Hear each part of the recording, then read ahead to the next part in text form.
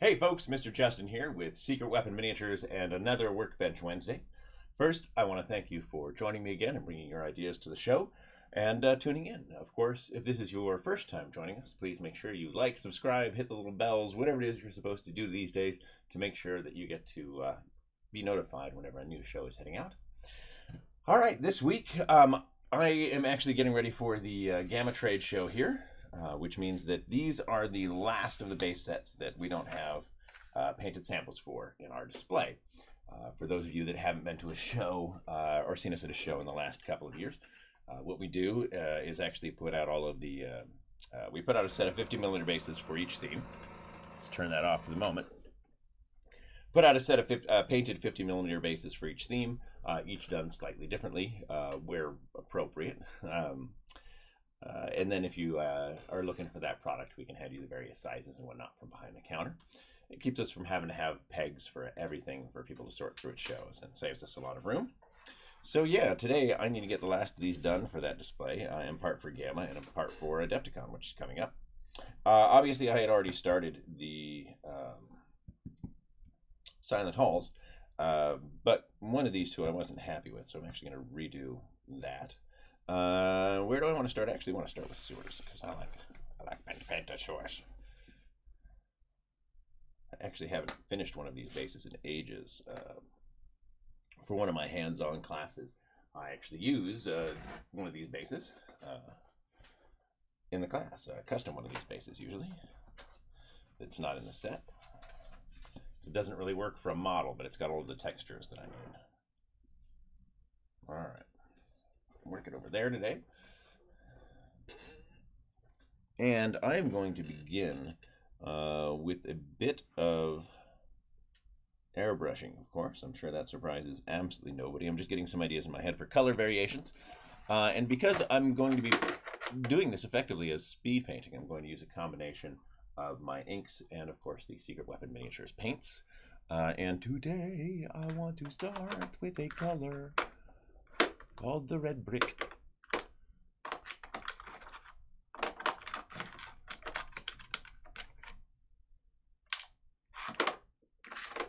Which of course is going to hide, or red earth rather.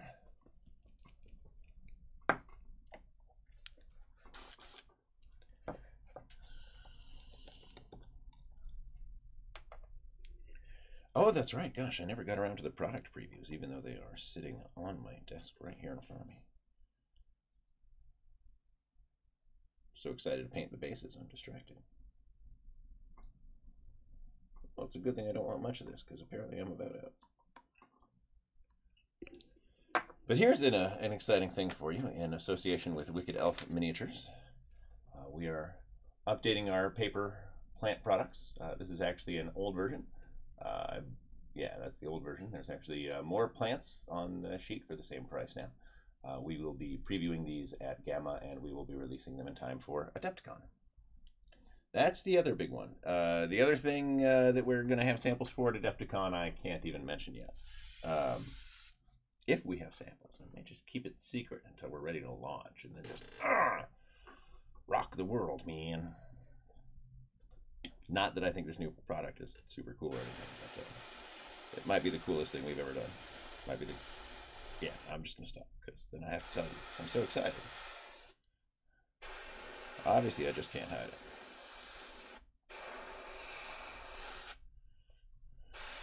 I'm about to spill the beans, and I just can't do that. Something like that. All right, on this one, I'm going to go with the browns, and on this, it's going to be a combination, so...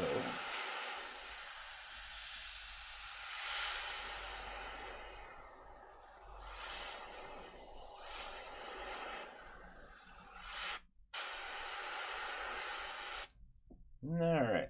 Looking at the other bases, of course, because I only have so much of this color, I'm going to get some red cobblestones in here on one of them. What else do I want? No. Ooh, some red stone. Let's do one as red stone for the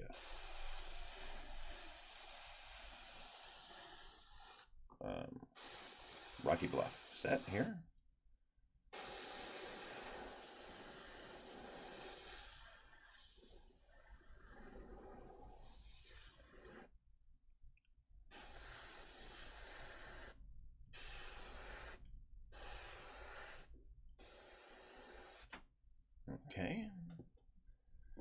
my reds. Any other red? Yeah, let's do one of these. I've got a blue Silent Halls. I'm going to do a red Silent Halls. And I'm actually going to start that by doing this matte opaque red over the top. We'll see what I do with that in a minute. And last but not least, I'll do that part of this too. Why does... Oh, probably because I turned the darn thing off. So you wouldn't have to hear it the whole time. But now I'm painting and I'm saying, wait, I'm running out of pressure. That doesn't make sense. Actually, it totally does. I turned off the pressure. Get my handy dandy, very fancy cleaning bucket there. So I'm rinsing out the hopper just with water.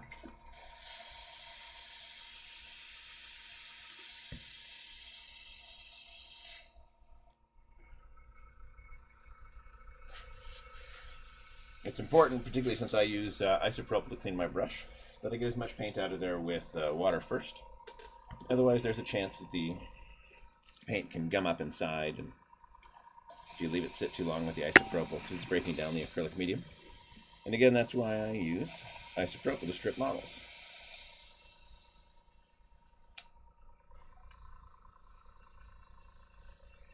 No need for fancy stuffs. All right.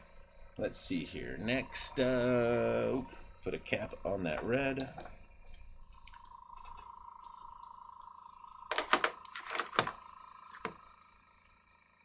Pain's gray I'm going to need. You should be antelope brown. I'm going to need.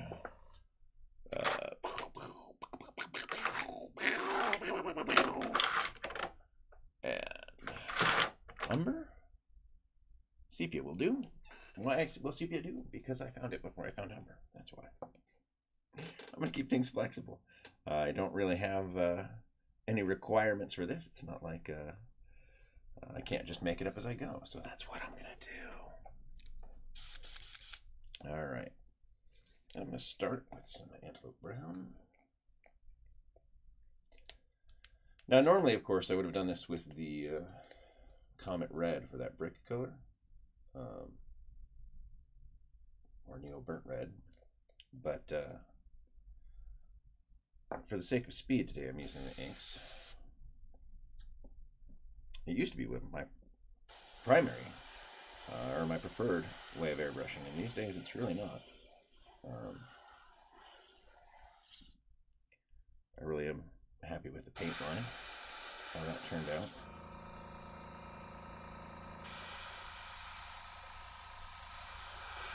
Not just the colors again, but the way it performs, because, woo, let's take you for a ride.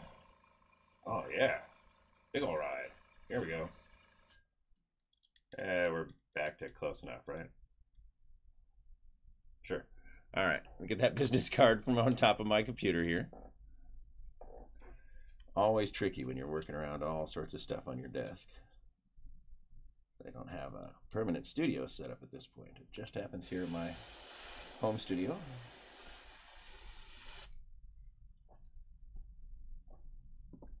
See, quick and easy mask. There's the brown on that part.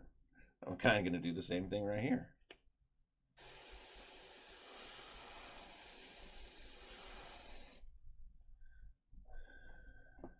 And right here. No, I don't need to bother masking the great.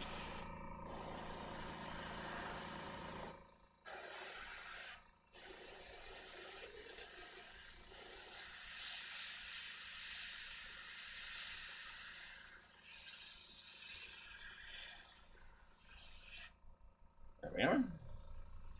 Checking over here from my browns. Oh, I've got this guy. Any browns? I want over here. You're going to be the gray cobbles. So I think not. Oh, yeah, there's some of this earth tone in here. I love this color for that.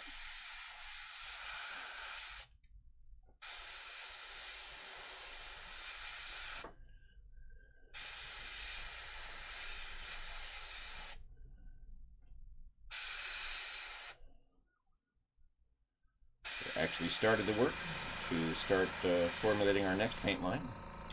It'll be a very different thing than we've done so far.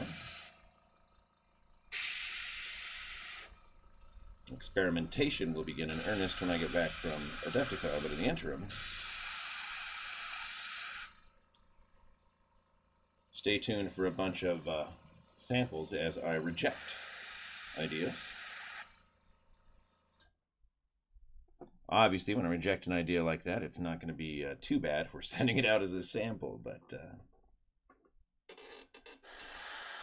it means it's a color and performance that wasn't quite right. And I already have a few gallons of that sitting around, so we know what's going to happen.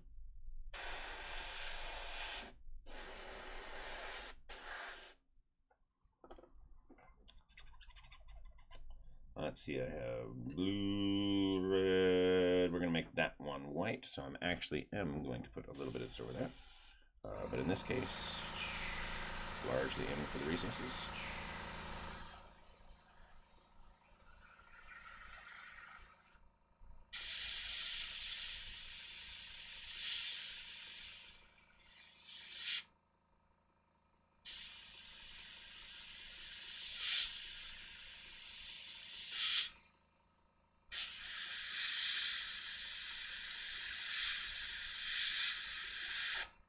Also, if you're going to Adepticon and you're taking the weathering class with Ben Comets, shout out to him. He asked me to make sure that there's a set of the secret weapon weathering paints in the classroom for him, because they are his favorite.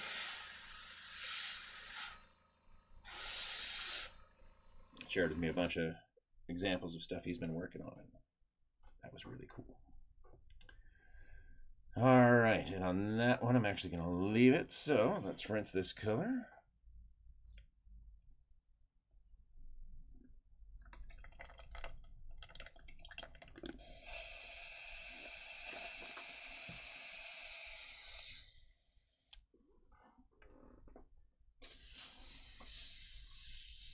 Next. There's the sepia. Let's do the Payne's gray first. And if I can find him in my drawer, because my son was at them again recently, I'll actually come back and finish a lot of this off with the secret weapon washes, of course. Anytime I mention those, I have to make sure I thank Lester Bursley. They were originally the Les Dirty Washes, the first 24 colors, I guess it was, and he stopped making them, well, because he realized what an incredible amount of work it was. And when he made those formulas public, I told him the truth. I'm like, I'm not going to live in a world without these, because at the time I was doing a lot of Army commissions. And yeah, he gave us permission to produce them as a secret weapon product.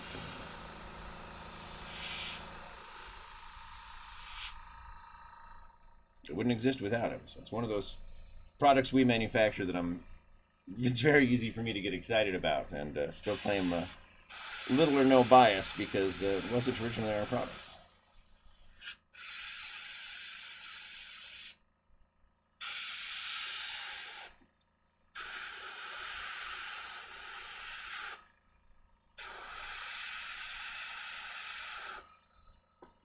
All right.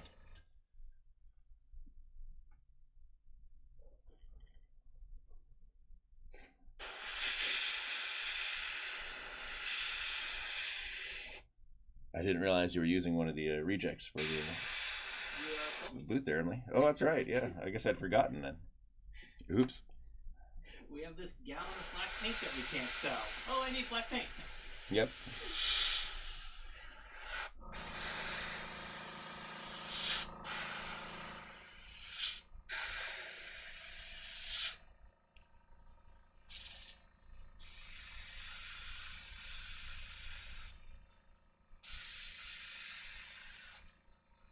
All right.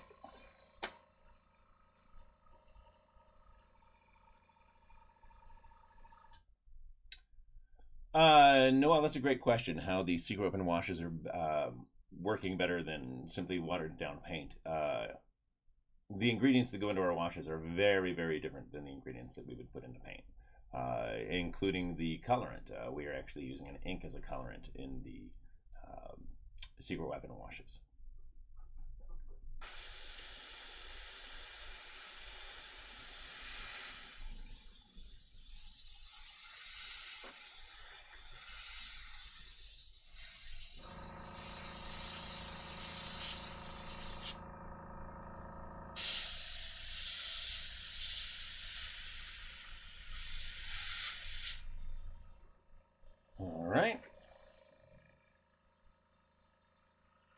Yeah, very sorry to hear that you won't be at Adepticon, Stephen, for a whole variety of reasons, of course.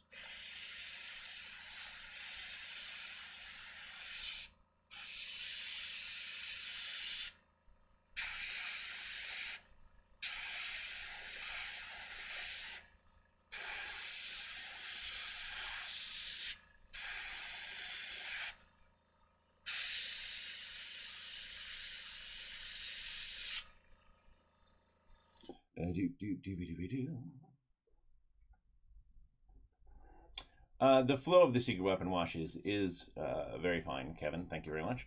But one of the other big differences, and this is true of a thinned down paint if you're actually turning it into a glaze, is that the secret weapon washes are actually an acrylic glaze. Because Lester was already calling them washes and nobody wanted to spend the next 3 years explaining to people what a glaze was, we launched them as washes. Now these days, of course, if I was going to do that again, I would actually tout the fact that they're glazes. They're true acrylic glazes. I know for a brief time, Roman, when he was doing a lot of his glazing work, would just pop open the secret weapon wash and put it on his wet palette to save time, because it was already that consistency that he wanted.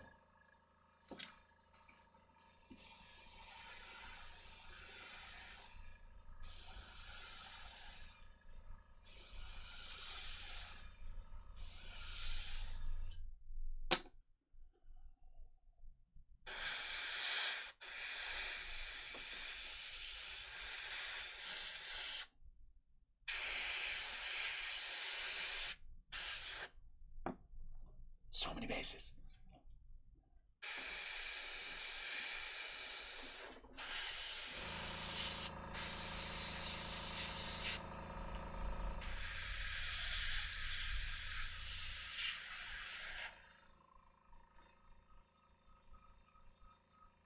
Hey, Emily. Yes. Would you do me a favor and check in the box full of dollar and inks down there for a bottle of Cool Gray? I know that I just ran out in my top bins. But I have a whole stash of, should be pretty much one or two of every color still. I will not be shocked if I'm missing Cool Gray. It's a great color and I use it a lot.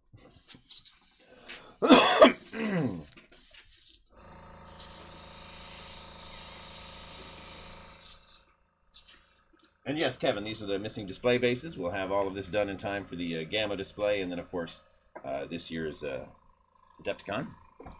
Wonderful, thank you.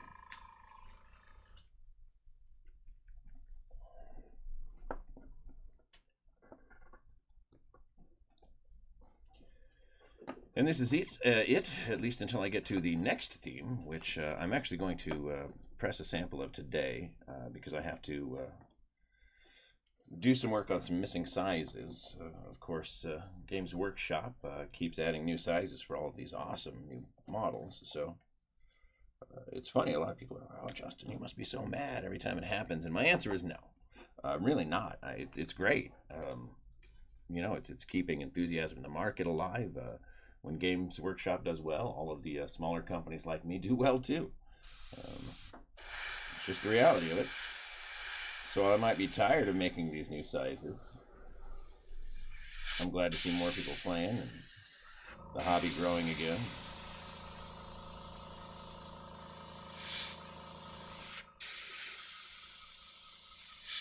Now, the only time it gets me is when it's just some random size that's only going to be for one model. Like so many people asked me for Infinity to make the little bases with little feet on it for those little robots, and I was like, I'm not. I can't make a base for, you know, just a couple of models. It doesn't work out for us. All right, so where are my cobbles? Because I have the gray, I have the red, and you are going to be the tan. So you guys are pretty much done. I should hit you with touch the cool gray. Soften your edges. There we go. And I'll do the same for you from an angle.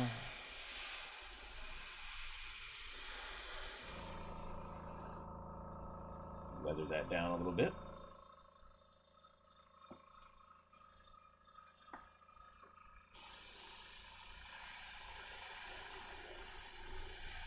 Well, no worries, Kevin. There's no risk of these being forgotten. Not by me, anyway. I won't be packing or driving, so but they should be there. The new booth has a designated area for it. Everyone's aware they need to go there. All right, you're my red rock. I don't need to do you my white base.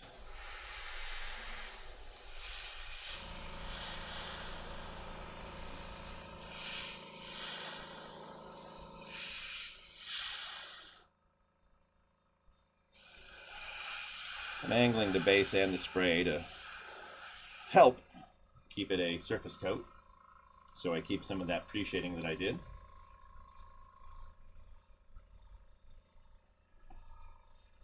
You're in my red rock, but you still need to be weathered down as well. Soften all of those too sharp colors. There we go.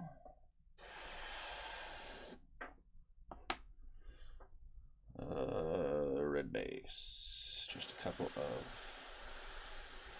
highlight points.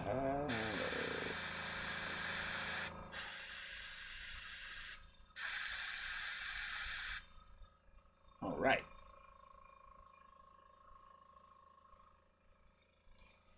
Goodbye, cool gray.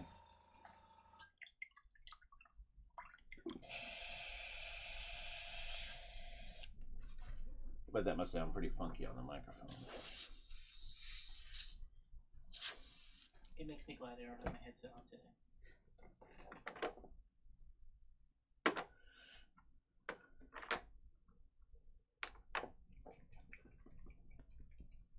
Throwing on some crimson to some of these reds here.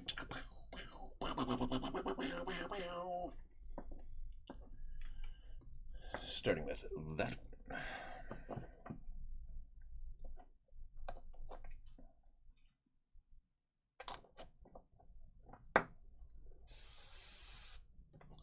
I know you're thinking, wow, that's really pink, Justin. And it is. It's a translucent color meant to go over the top of other colors.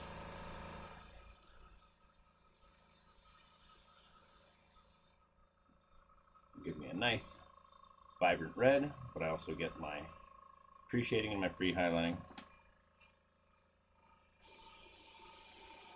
I'm using very little of it here because I don't want this to be particularly red. Just want to help darken it down a bit again. So starting to get that more natural rocky look. Let's get the light closer to the camera there.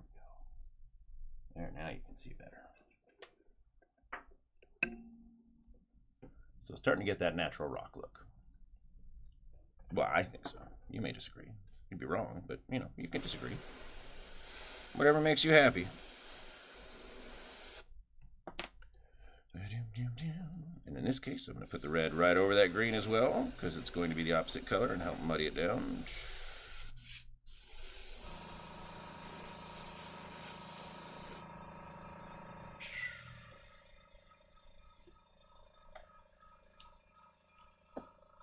Where'd that business card go?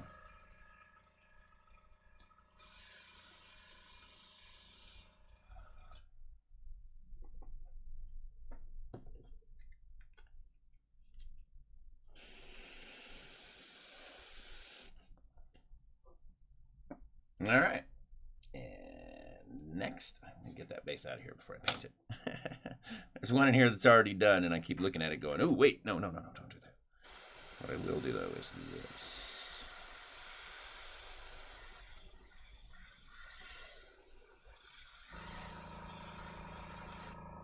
Begin our rust foundation for that little grating there.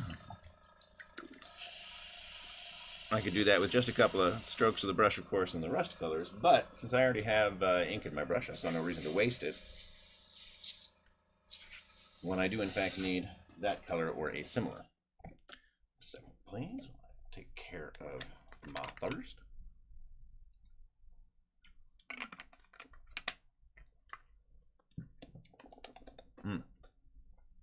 All right. Do I have any airbrushing left to do? Or do I call it here? Well, let me airbrush some water and some gugh. And oh, and the white. I want a new white. So get these colors back. Keep the desk space tidy. A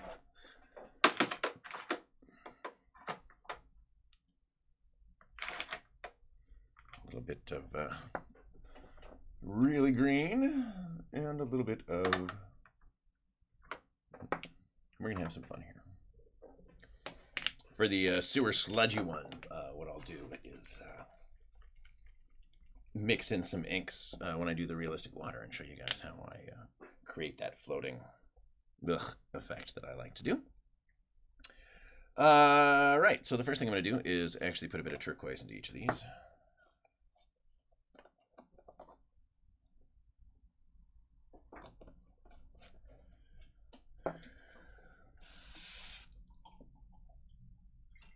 I'll do that since I can't really overdo the water right now. I'm going to just do this.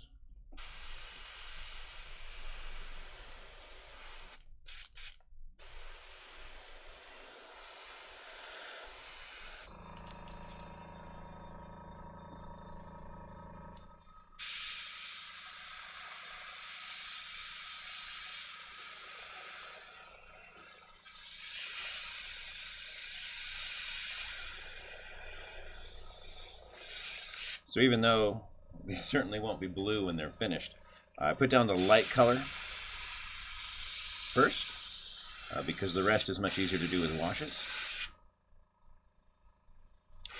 Or in my case, cheating. The water special effects.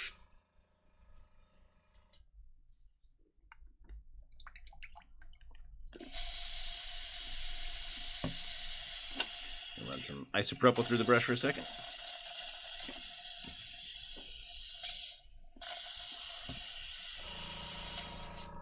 On the turquoise there, it argued with me for a minute about whether or not it was going to spray consistently. So I'm going to take the needle out real quick. Just give it a wipe down. That's it. Needle back. And you'll get a feel for whether or not there's a blockage in here when you're putting your needle back. Something I can't really explain because each brush is a bit different, so it's really a question of just practice and familiarity with your tools. All right, this should be dark green, I hope. Yes, I grabbed the correct one. I'm so proud of me. All right, here we go. A little dark green action. Can't stop me now. Well, you could, I guess. Someone could cut power.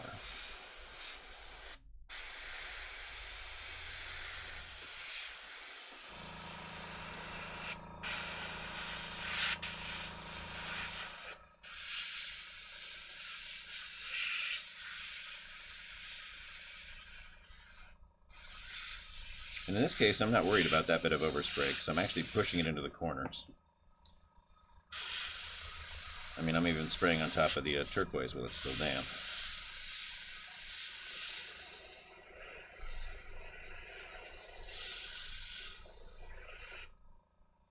And that's fine. It'll all look neat when we're done.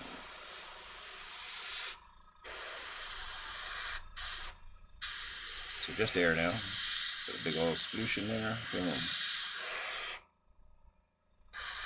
A little more shadow slowly in the corner here. Boom. Did I need any other greens? Do I want any other greens? Anybody need some green? What about you? Do you want some green? Oh, you want some green. So always green on these tan rocks.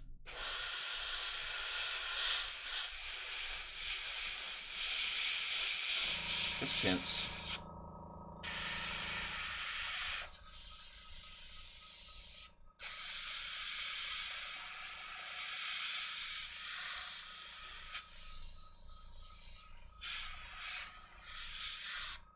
All right, and I'm even going to put a bit of the green.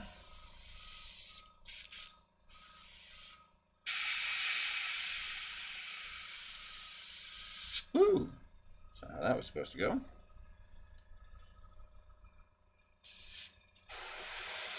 Yeah, brush needs to be cleaned. It's alright. I'll work around it. Happy accidents, right? No, I'm actually pretty annoyed, but whatever. It'll do.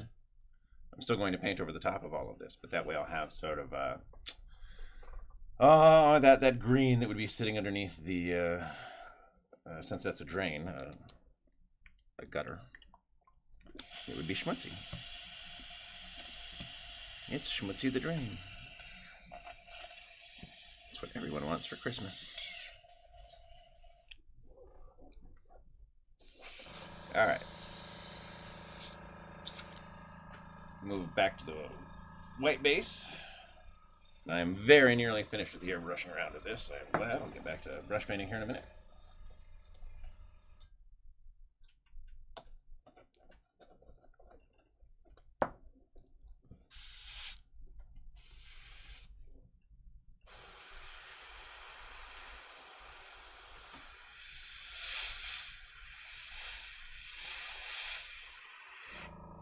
Some water on the base. Dab that off.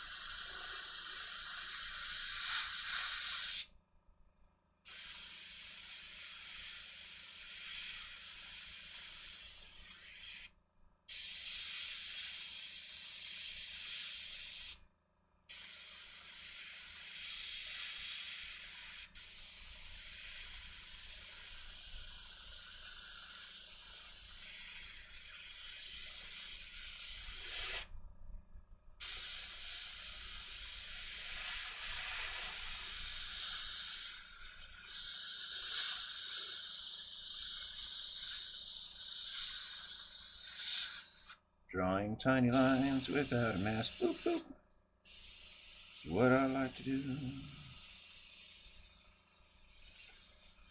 It's much easier with my infinity, but that would mean changing brushes. Boop, boop.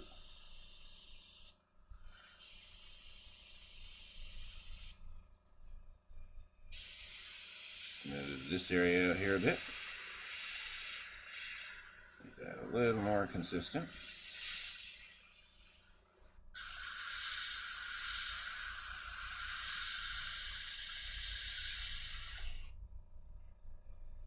So really starting to knock in the sections of heavy white. And again, just with the airbrush, just tracing the inside of each little panel here.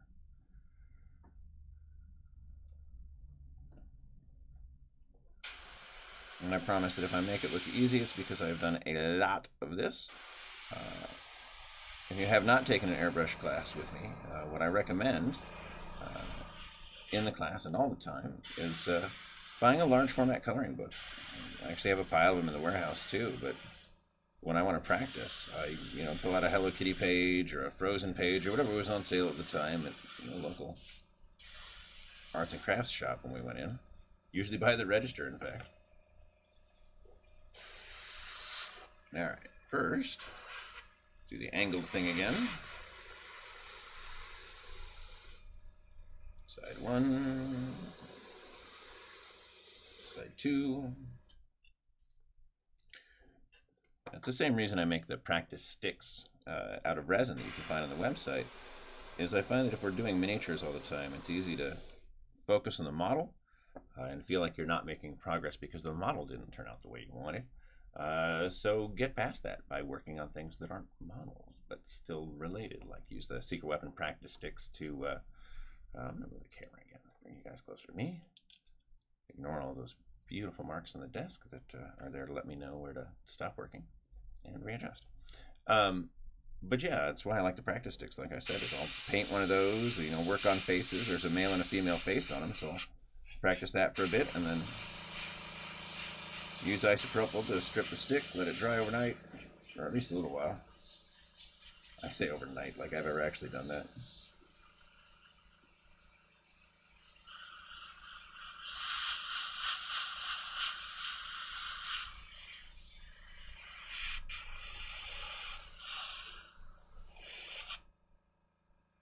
Here we go. Here's the start of our gray. And I'll knock that down mostly with pigments, actually. I'll talk to you guys about that, of course, as we actually get into that model again. But for the tan bricks over here, I'm actually going to do the same. A little bit of white highlight across them, just like I did with the cool gray. This time, we can add just a really quick, easy highlight. I'm going to keep it coming from the one direction.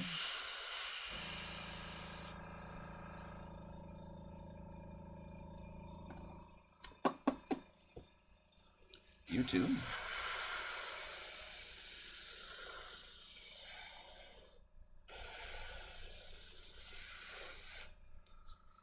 And, oh my god, almost done with the airbrushing portion. And it's only been 37 minutes.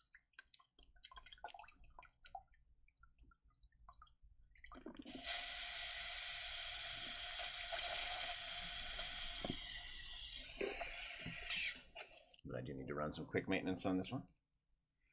Grex also takes a little more work to keep going than my Infinity, but man, I'm just a menace with this thing today.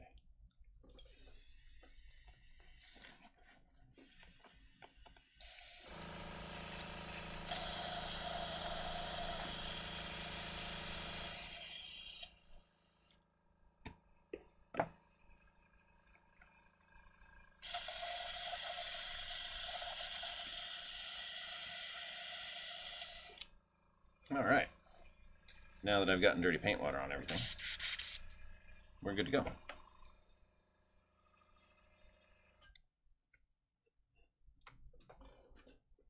That's all it takes, at least for basic maintenance. Every now and then I'll scrub it out inside and everything, but it's generally not necessary. All right, last but not least,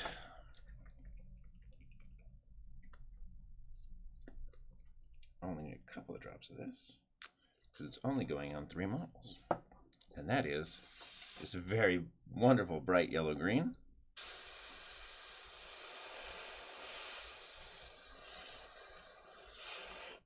which I'm now using to add some depth to our faux water here.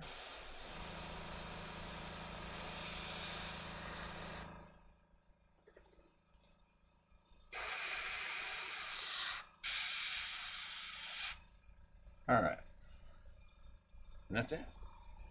I'm done airbrushing. Clean it out one more time.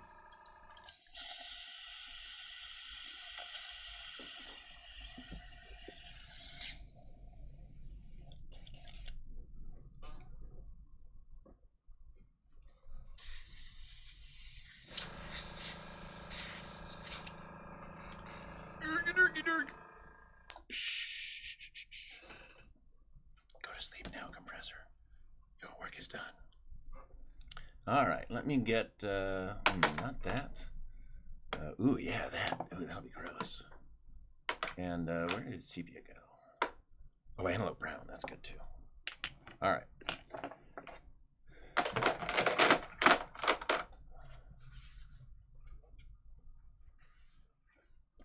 Here we are. And that is my new end of work area. That'll be easy to remember. Try to work on the top.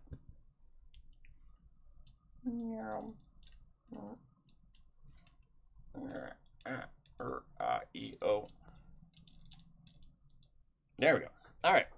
So the first thing I'm going to do is actually get back to these, and that's because I want to do the realistic water effect, so I should grab some of that. Fortunately, all of my stuff is now easy to get to, or should be.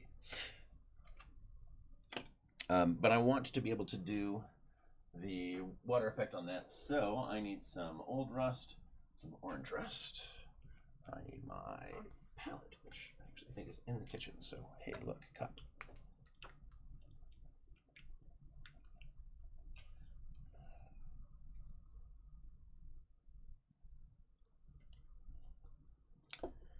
Here's old rust.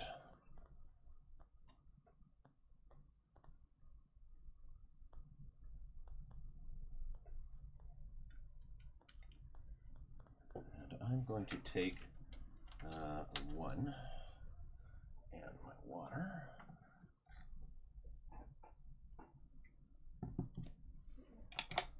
Let's get the brush stamp. I'm actually going to go for a larger brush first because it's just one of my telecom brushes.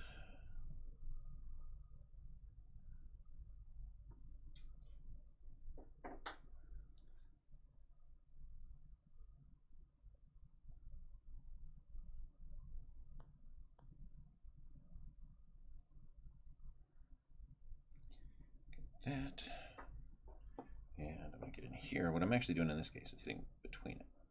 So I want to keep some of that red. Doesn't have to be much, doesn't even have to be any really, but I am keeping some.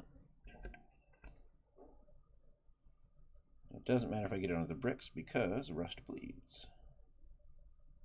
It's actually a feature, not a bug. You don't have any rust on you, you just have wood. All right, a little bit of orange, and for that I'm going to see if I have my foam back in here. That is also still in the kitchen. Hey, bit of foam. So this is just a bit of blister foam, obviously. And I'm going to do the little spongy dabby method. Of course, that paint is wet, so I'm not going to do it on that one yet. Dab, dab, dabby dab, dab, dab, dab, dab. Not much is coming off, therefore. Dab, dab, dabby dab, dab, dab, dab, dab, dab. I can now get that speckly texture right out of there.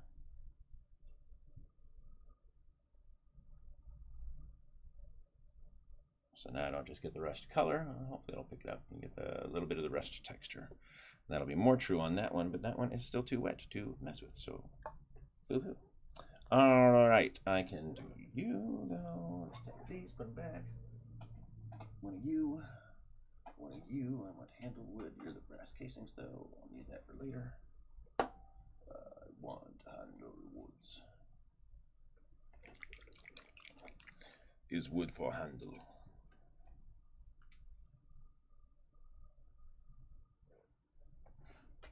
Poking a hole in this dried up cap.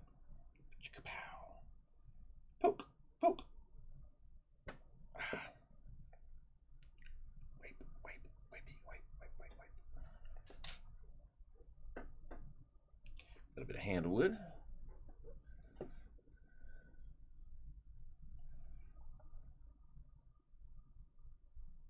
I'm actually going to grab a different brush and do this as a dry brush right out the gate.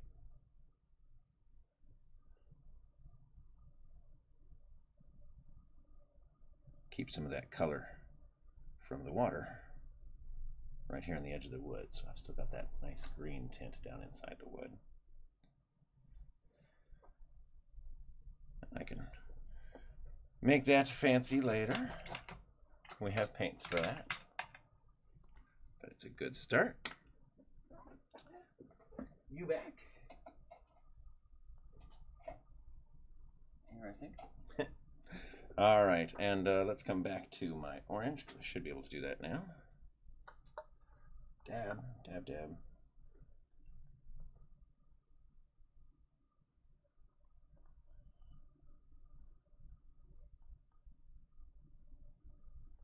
So when I do rust, even really complicated rust, I always start with the acrylic, right? The acrylic is the core of your rust work. The pigments and all of that are generally accents. All right. So at this point for these, what I would need to do is finish detailing the brick in the water. I'm going to do that on this one, but on these two, I'm actually going to stop where they are right here and add just a tiny bit of the realistic water to it.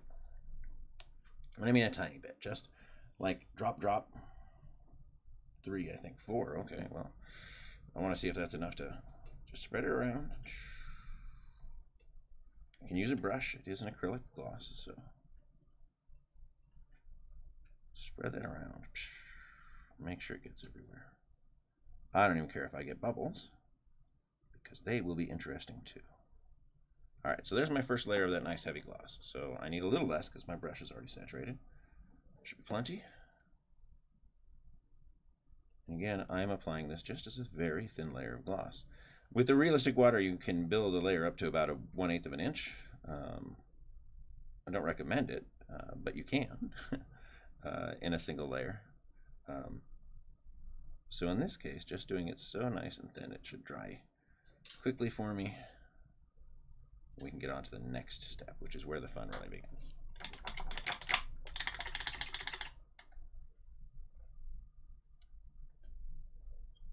All right, so detailing now. Anyone have a request on what I should do first?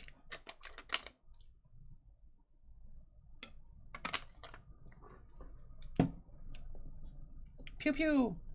Pew pew pew! Too many bases are being made in the dark. All right, here we go. I'm also going to turn down my heater from right here. Yeah, you're welcome.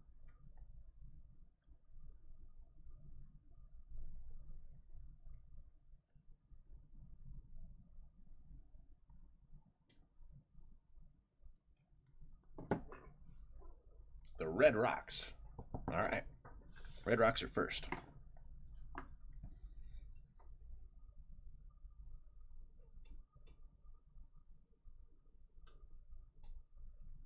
All right, let's see which of the secret weapon washes are actually where they belong today. Oh, wow. Well, they were all cap up the last time I looked, and now they're all cap sideways again. So, oh, soft body black. Hey, that's a good start. Oh, wait, red black. Hey, I'm finding some of these. Storm cloud, good. These are some colors I want, too. Oh, sun. This is why I got him his own paints. Now I need to bring him his own set of the secret weapon washes, because he pointed out to me that the paints are fine, but he doesn't have the washes. So how is he supposed to do washes? So I showed him how to make his own, and he's like, yeah, it's not the same. And he was right, so I couldn't really argue with him. Oh, I'm not finding amethyst. Well, here's purple, but I don't want purple. You're too bright. I mean, I'll make it work, but the whole point of the washes is to let me be lazy. Thank you. And I have red black. Are you armor wash or baby poop? Oh, you're stone. Well, that works too. It's almost like you're in a color for that.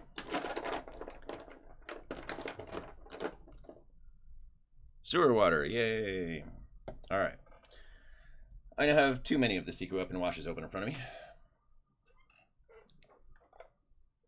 which should be just right.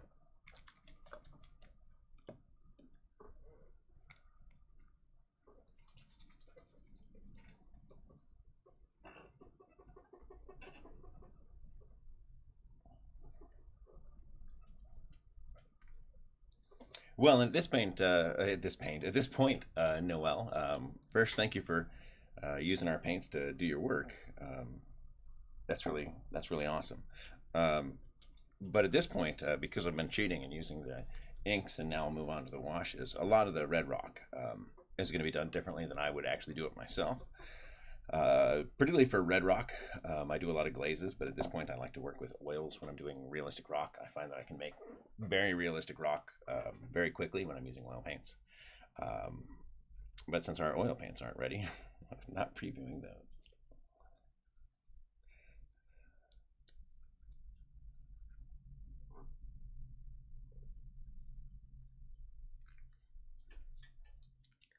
All right, there's some amethyst. I'm gonna get a number 2. Oh, yep. Get the brush wet, dry it off, bring it in, load up my brush. See, it goes nice into that reservoir there. You can see how it really pulls up the color. And now I'm going to glaze in some purple shadows here. Remember, with the secret weapon wash, it's a glaze, so you can pull it into recesses. It will leave behind body coverage. It will change the area around it. like you would expect a glaze to do. And I'm going to really just pull this purple in through here. Thin it out in a couple of spots. Pull you down a little more. It's acting more heavy-bodied today than I would like, so I'll thin it out a bit over here. Just with water.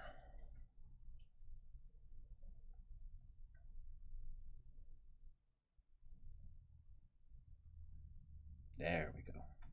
So now I'll just come through and I'll glaze in these colors. I'll even blend them in together.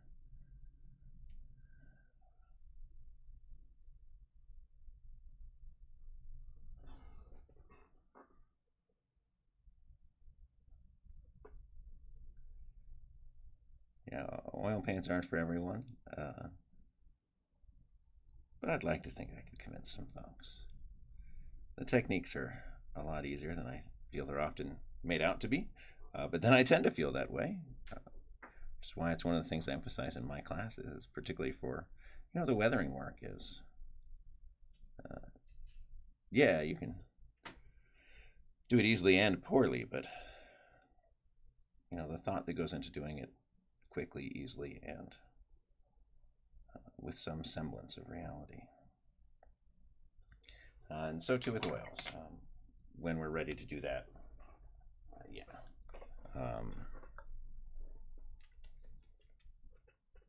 I'll come around and share with people just how easy they are to use and where the techniques work for them and why in those cases I prefer it. But obviously even in this case I might prefer doing my realistic rock with oils, but here I am using secret open washes, so whatever, right? So this is the sewer water now, so I'm adding in some of that green down here on the edges.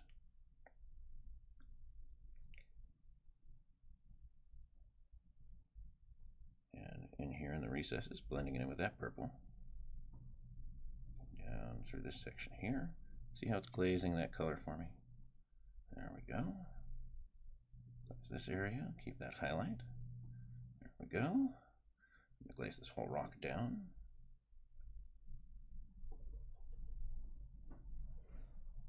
And because that went a little thick, I'm going to come up here and press that down, press it over here. Yeah, my set is very, very old. So chances are good some of the water inside has evaporated. And it's making my acrylic portion of this a little heavier. All right, and then I will actually come back and do some detailed brushing on this, but at the moment I need it to dry, so I'm going to come over to this one, thin this quite a bit, because now I want it to be more of a recess wash than a glaze. Or actually, for the centerpiece, that's not true, is it? So I'll be able to show you guys what I mean about that heavy body coverage.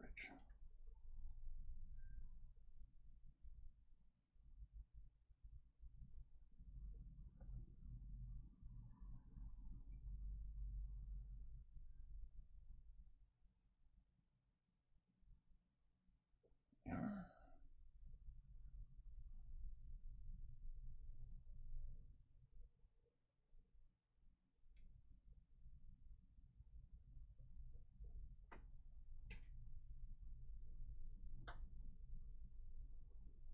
So I'm just doing a little bit of subtractive work now to make this a little more mottled, drying off my brush and coming in and particularly picking up any of the little puddles here, of course. I don't want tide pooling for this.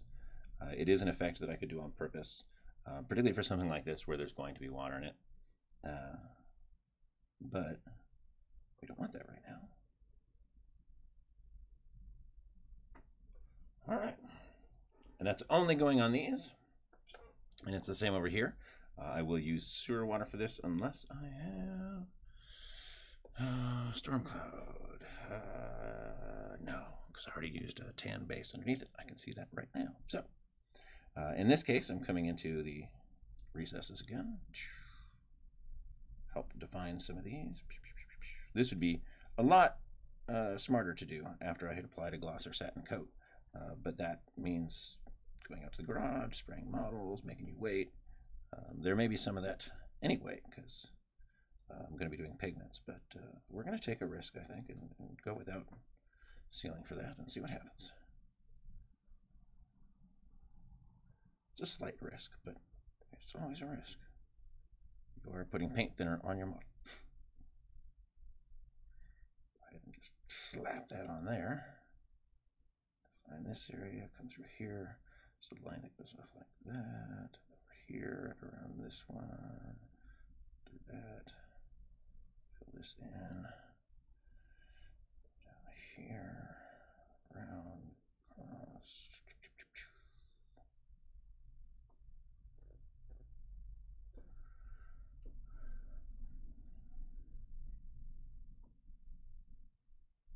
Oh, right. That will not be white, so I don't need to protect it. I do want to protect the area around it. But I can slap it into the recesses here. Just like that. Slappity slap.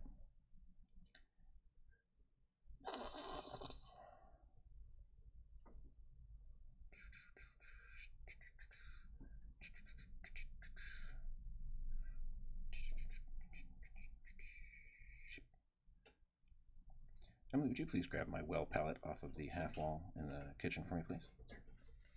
I'm going to be doing so much of this that I'm going to need it. All right, some sewer water here on our white rock. Same idea. But in this case, I'm also going to glaze that color into the shadows. So starting from the about 2/3 of the way out of that gray, down, down, down, down, down. That needs to dry, so I'm going to move on to the next section. Down, down, down. Needs to dry. Emily's not already back, which means it might not be in the kitchen. That's interesting.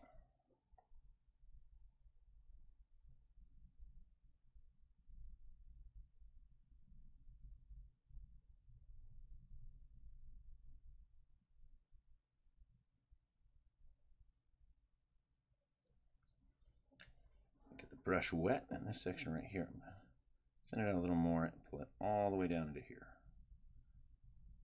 Run this up and down a little bit. I'm not seeing it on the half wall. Oh, really? All right. Well, never mind. Thank you, though. That means I cleaned it up and did not put it back where it belongs. Or more likely, somebody cleaned it out of the kitchen and did not put it back where it belongs. And I left it in the kitchen where it shouldn't have been.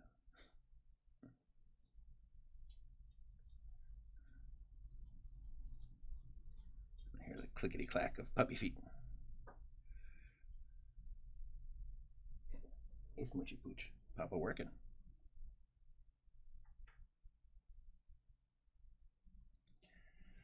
All right. A little bit more interesting color on our white rocks as well.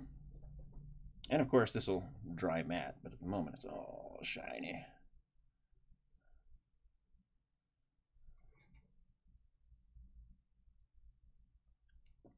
Off you. Hi. I give you a little pet, but then you gotta go out. Da-da-bum-bum.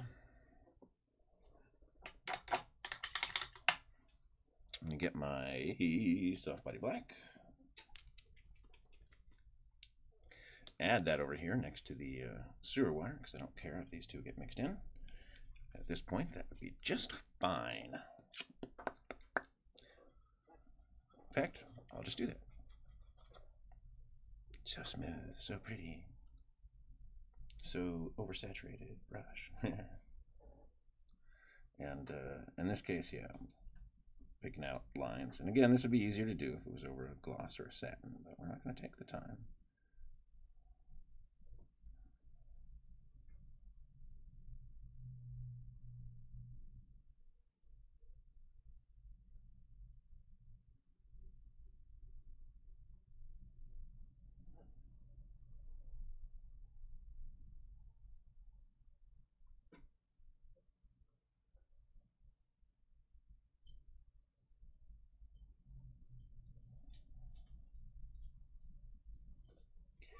Now, I'm not saying that if you guys catch me looking at the clock a lot, that's because I want to get back to playing Neverwinter, but could be, just a possibility.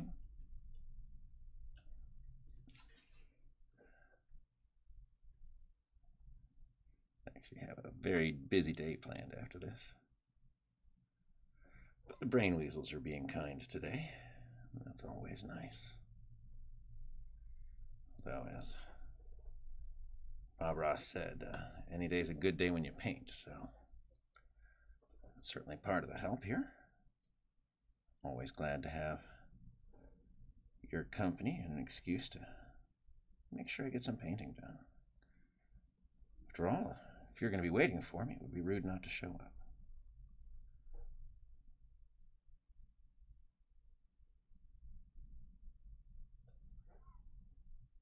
I don't like that.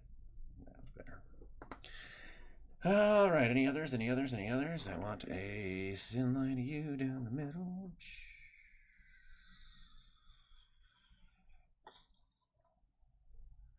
And then give it a little wiggle, because I want that to look like a weathered line, not just a shadow.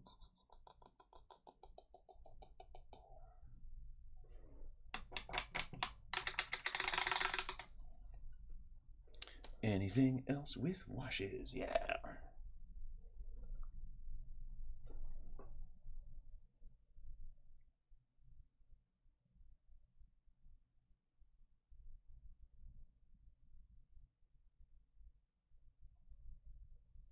It's a heavy wash on this. I'll do this one in the snow as well.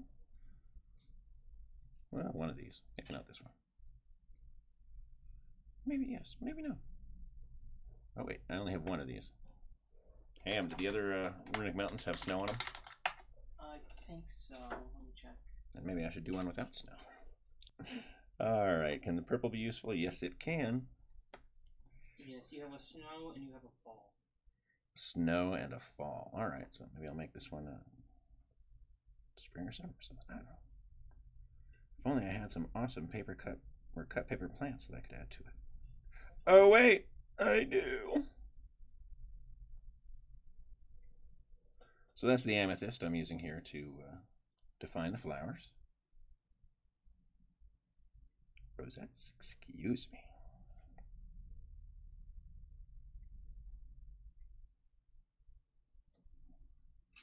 Tudor rosettes, if you want to be really pedantic. But I don't, and I'm glad you don't either.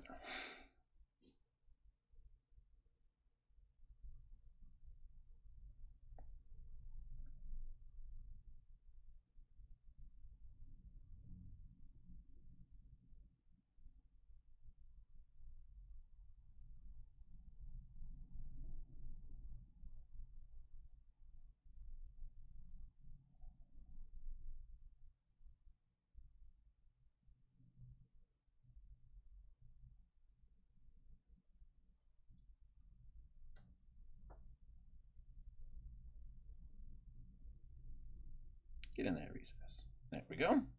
Doesn't matter if that's kludgy either, because I'm coming back later with the brass casings to make those sections gold.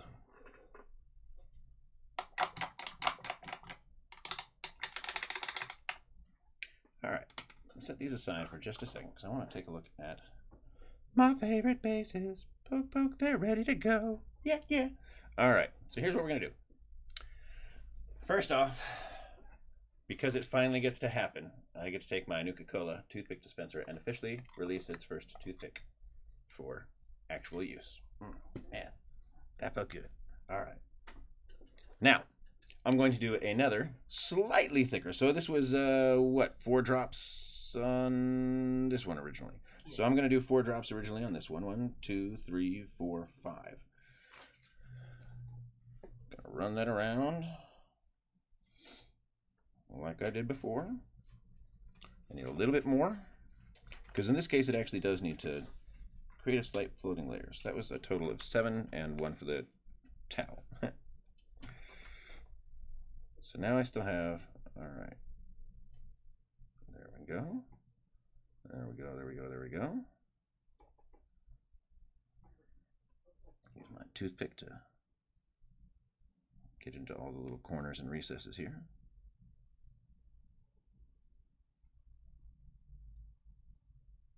And one more favor.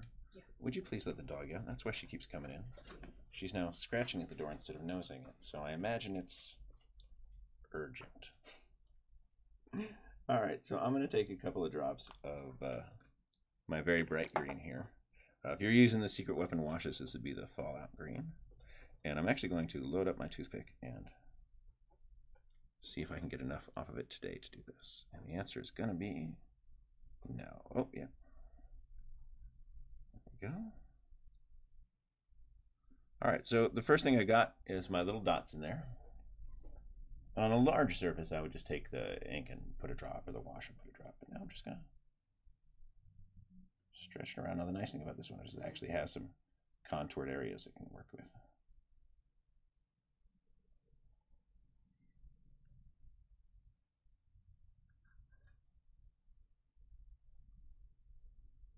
There we go.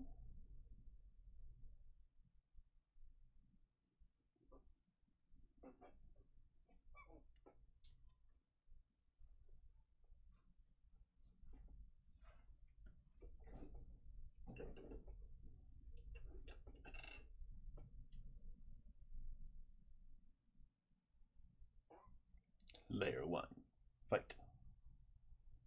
Here, I'll get the control for that so you guys can actually get a good look at it. Boo, boo, boo, boo, boo, boo, boo.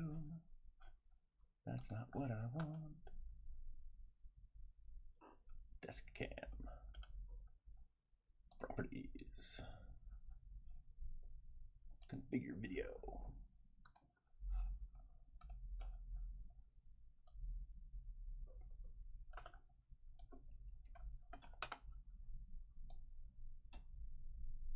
There you go. And you can see this is still liquid. Obviously, it hasn't even started curing. So I can also roll it back and forth a bit. Let gravity do some of that work.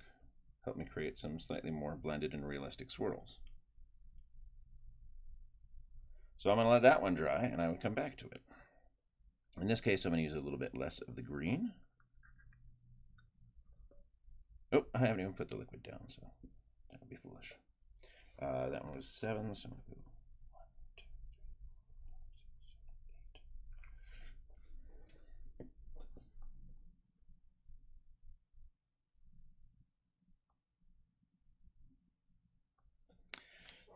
7, 8. I'm going to use 2 colors here first. Let gravity pull it off of my toothpick. Come on. Boop. And then I'm going to get some of the antelope brown, which is that green brown that's so nasty. And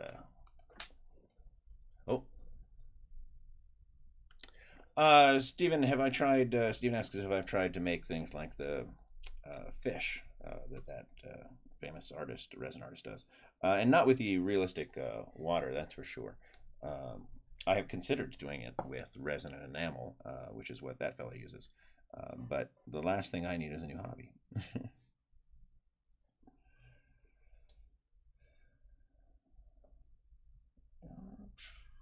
Get off my brush.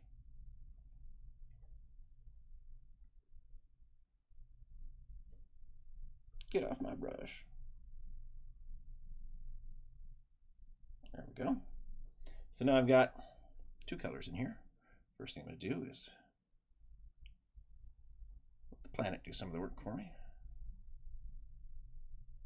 And already, yeah, so now, because this is not as flowy, I'm just going to come in and create little eddies and swirls.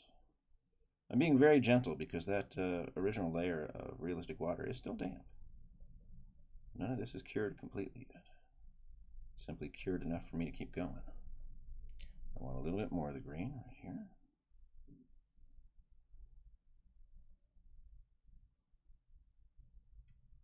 There we go. Bring this up. Adjust the camera. Adjust the camera back. There we go. So the next thing to do is make sure I set these again down somewhere flattish, out of the way, or I'm not going to ruin them much. All right. Let's see what's next. Ooh. Pigments. pigments. Gold. Gold. So let's do some gold. I have it out. I'm using the brass casings for that. Because of course it works for a shiny brass or a shiny gold. Which is why we use brass. Well, obviously not for casings. You wouldn't want gold casings.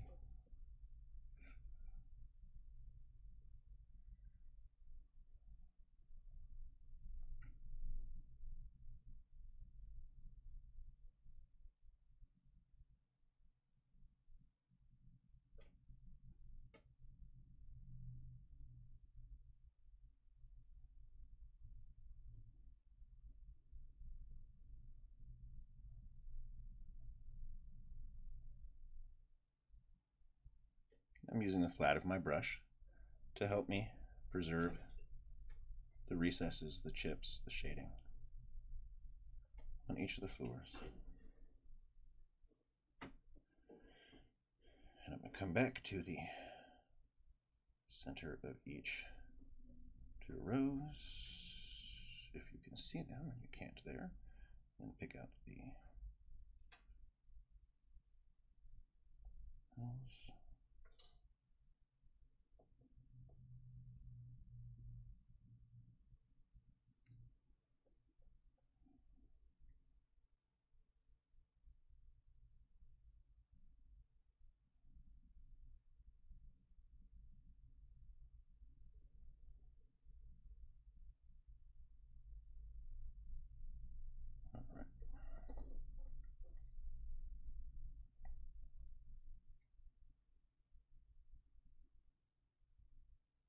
Welcome, Greg. Thank you for tuning in.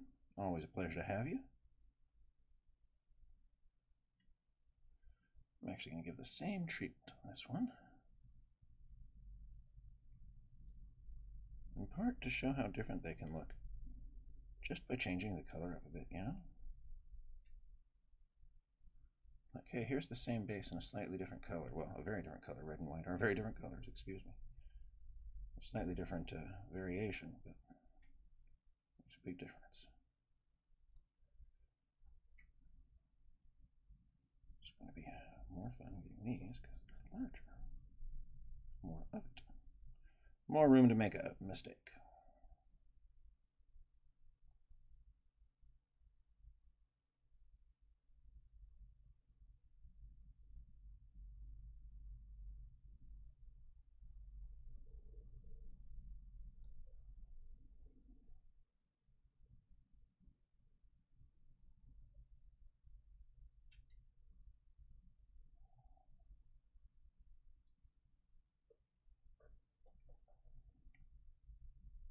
Oh, just the one on this base.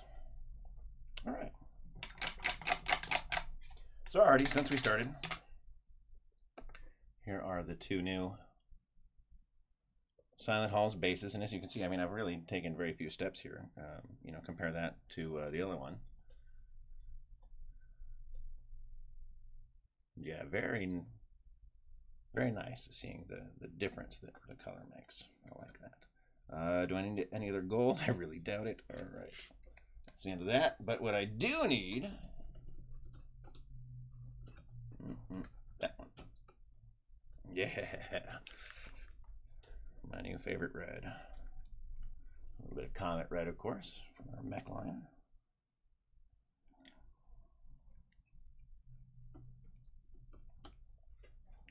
I'm going to get my brush wet. Thin that just a little bit. And come in here and get each of the flowers.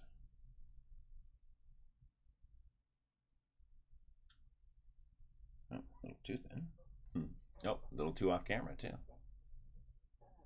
And hey, welcome Jess Rich too. Nice to see you. Thanks for tuning in this week. Always a pleasure to see familiar faces, or at least names.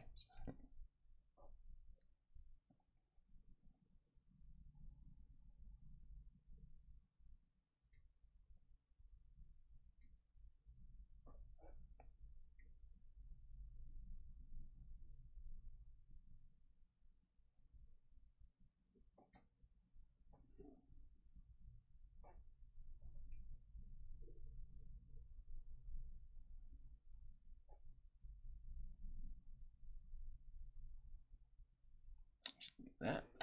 I'm actually going to put the Comet red on top of this other red because they are different reds. It will still let these flowers stand out. And if it's not enough, I can come back with something a bit brighter, which looks like might be wise, but we'll see.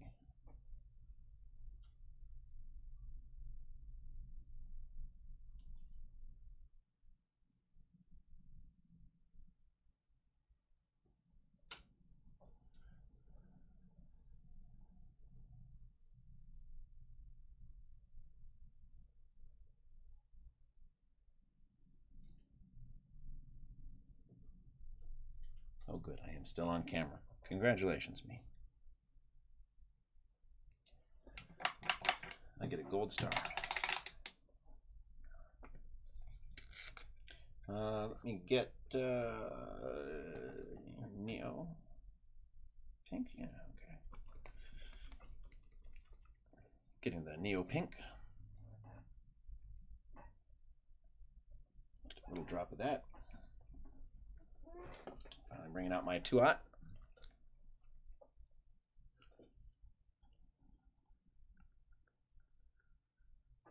Drying it off, loading it up, and painting of flowers.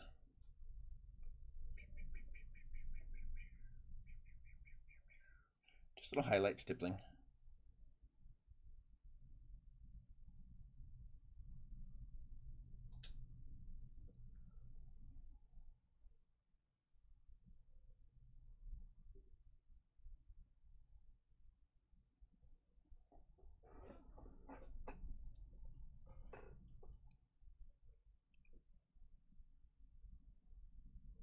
And these flowers too.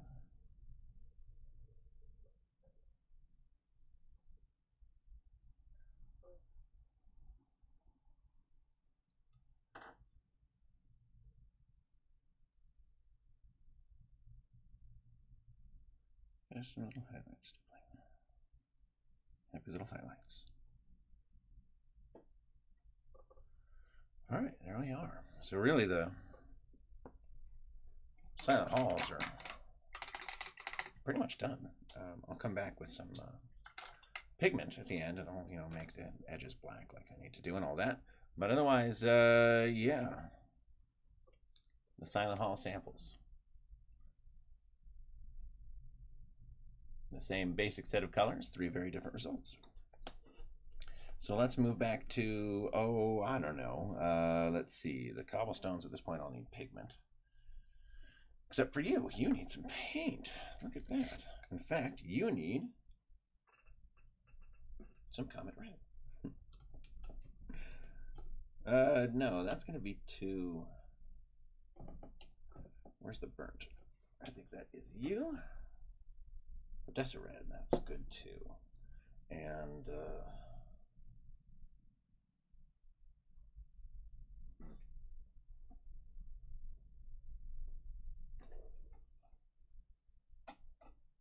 let's start there. Let's start there.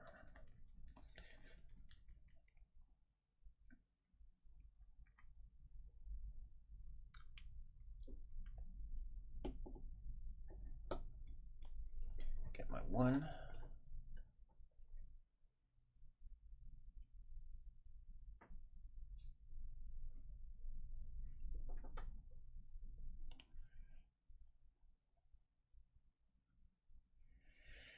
And away we go, picking out some stones to make them stand out from the others. I'm going to use a bunch of colors in here, of course.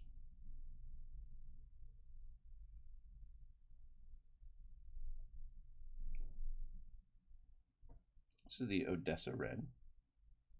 Nice earthy tone to it. I'm still kind of stippling. I'm loading up mostly on the sides of my brush so I can go stipple. Try to create a little bit of texture as I go. I don't want to get too far with one color, so what I'm going to do is actually just load up several right here. What else looks good to me? How about a little the Odessa gold, which is not a metallic. And all the bear guy colors are right up here in the tops. little bit of mole fur. Here we go. So you can see I get a nice little earth tone palette out of this. And I'm gonna get some of that brown on my brush. And get in here.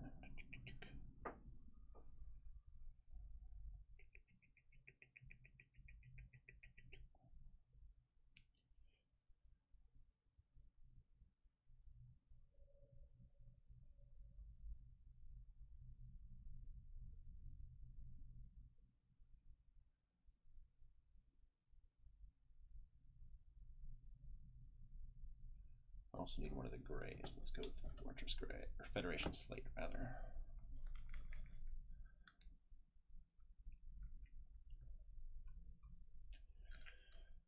Because paint is paint. Whoop, whoop.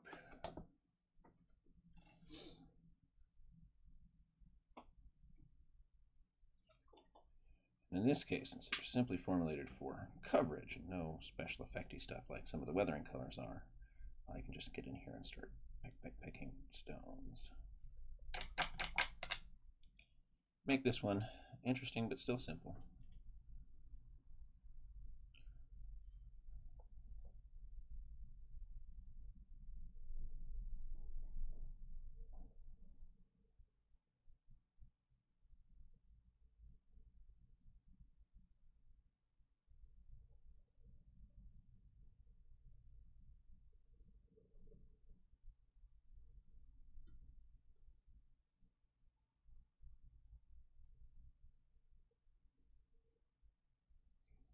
If I were going to do this for a whole army's worth of bases, all I would do is actually set up an assembly line style.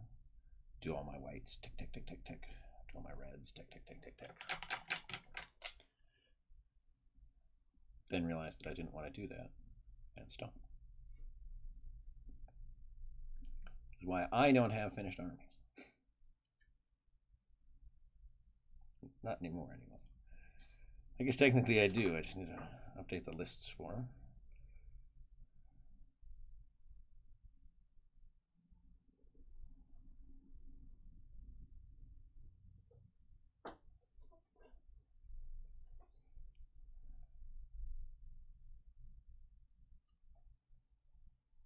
I'm actually going into the Sacramento Lake Crest Village Games Workshop store. The manager, Joe Mears, there. He's a great guy.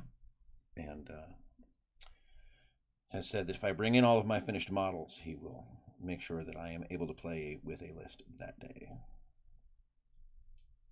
Possibly more than one.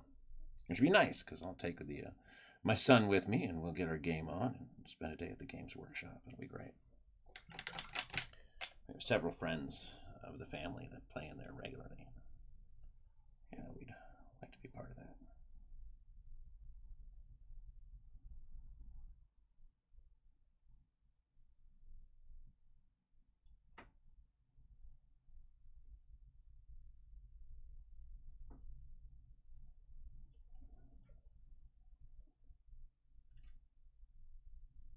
It looks like I need one more color.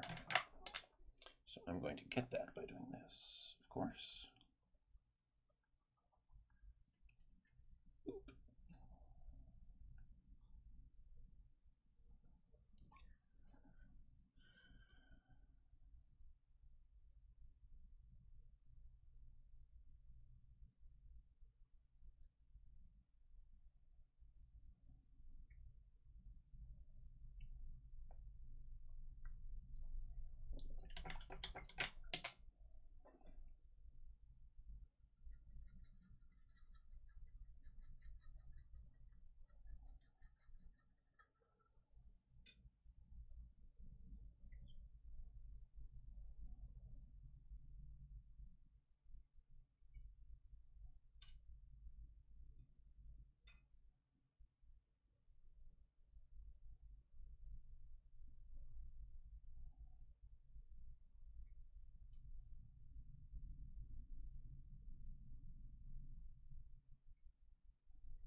Voila. One interesting cobblestone. Now, of course, I got a couple of these.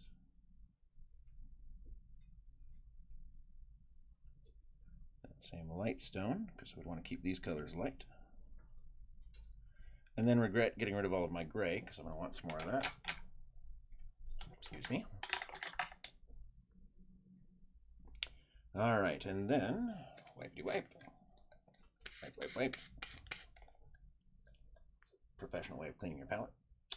Let's get my Federation slate back out here. Just a little bloop. Get a brush. Make a big bloop.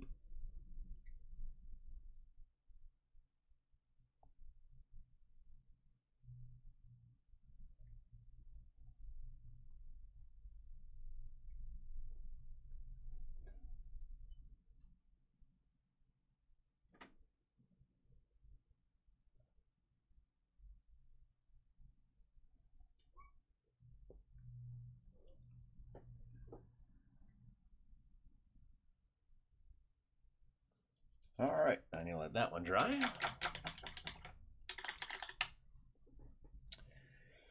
Let's see, back to cobblestones then. Oh, nope, the other cobblestones are all pigment. You're all pigment.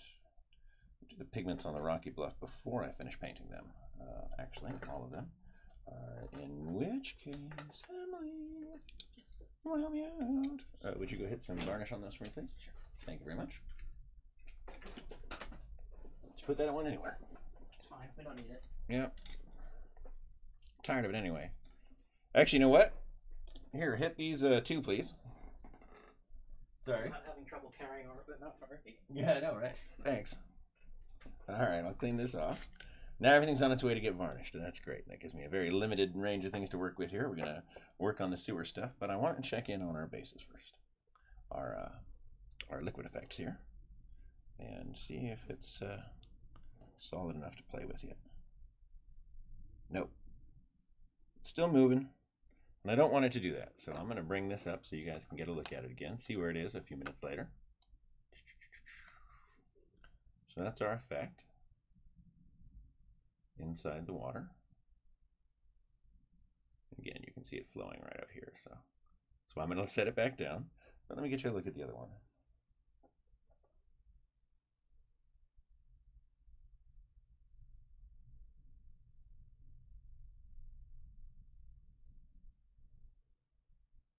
So we're going to let those keep drying for now. So I'm going to come back to this guy. And it's funny that I just cleaned off my slate because, of course, here I am back with another sewer piece where I'd actually like all of those colors I just used. Instead, I'm going to do this in just a couple.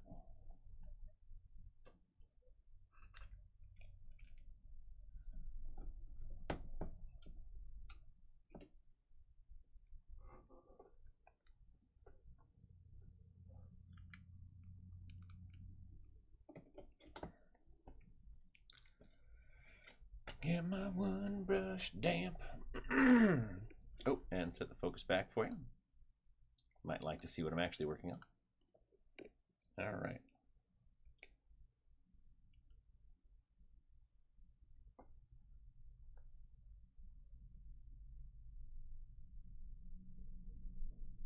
This base was actually made with the Juila bricks because I wanted to get the scale and everything right, like I do. So I loved working with them. But in this case, I actually think Dave Taylor did work for me. I'm busy with other stuff. I have to look at the artist credits on that one.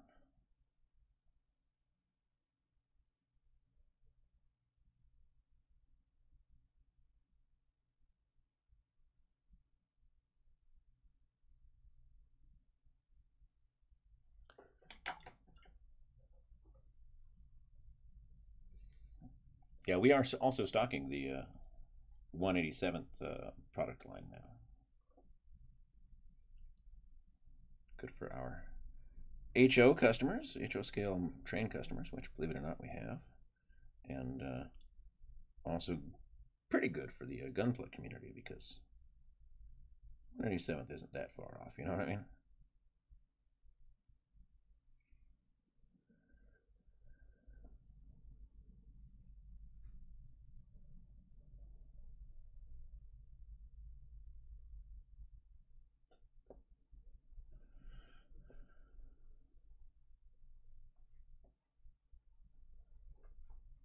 Thank you very much.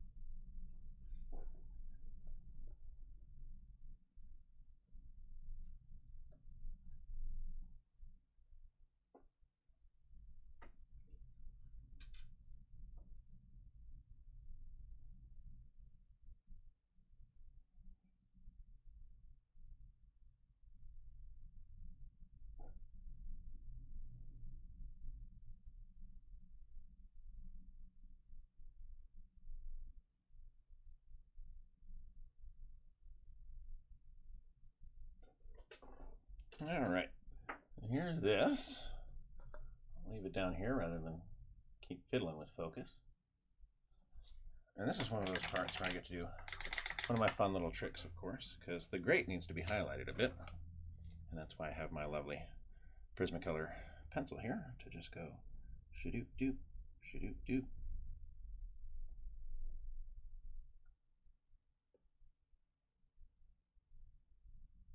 And I know, the lines are still too big, and that's why we burnish them with our finger. And now they're nice and subtle, yeah, yeah.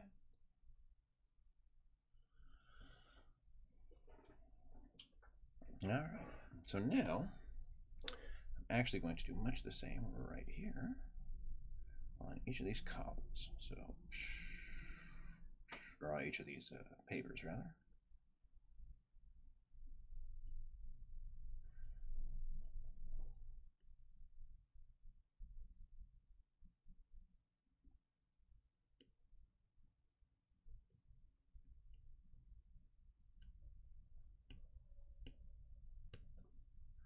And see what I can do on not all but some of the cobbles here.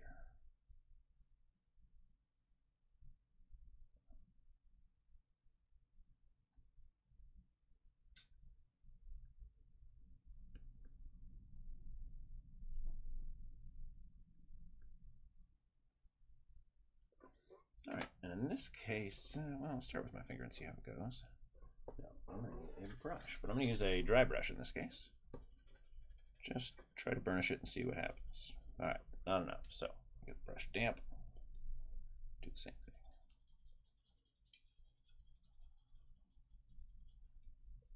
thing. Damp. Same thing. Same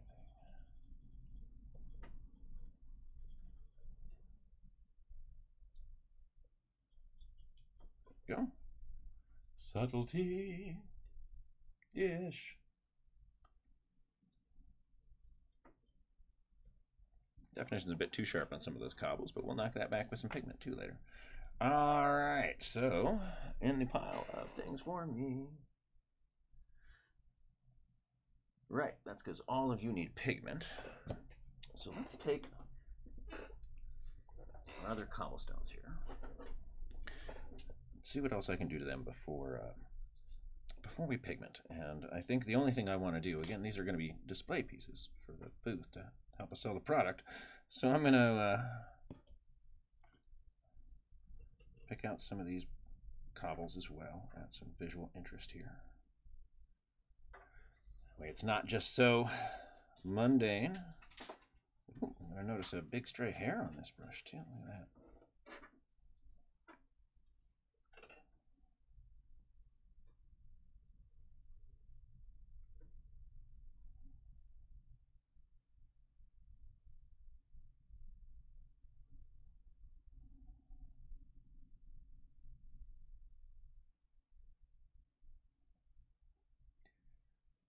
got a couple of new base themes in the work too.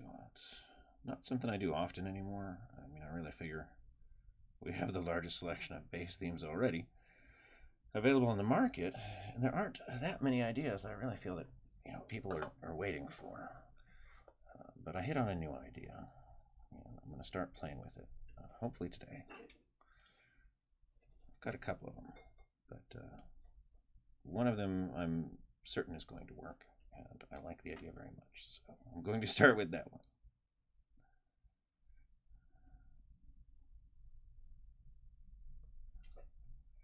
Save the experimentation frustration for the paint line expansions.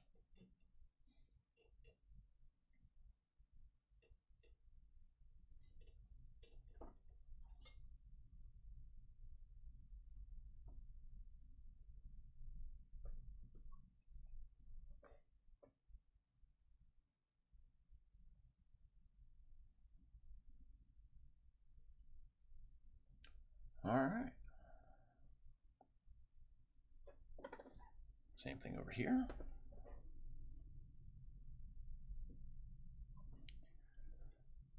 Again, especially for the display bases, I like to be able to show how different they can look with just a mild variation in color or something.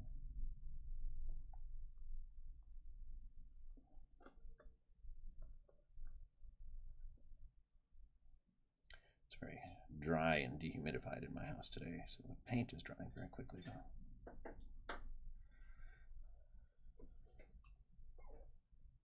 Doesn't help that I'm not using any sort of proper palette. But oh well.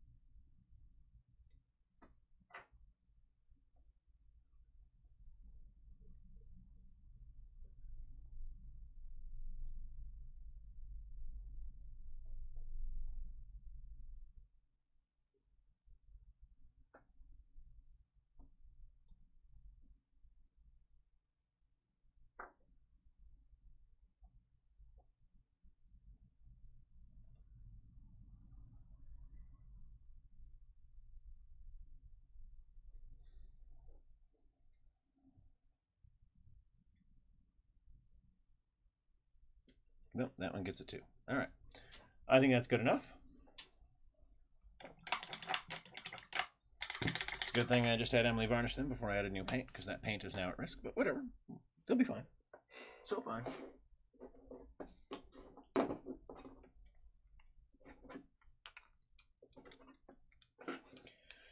But now, I actually need to sharpen a pencil with a knife, because I'm going to use the pencil to do the highlighting on the text there. That means getting a much finer point on this pencil.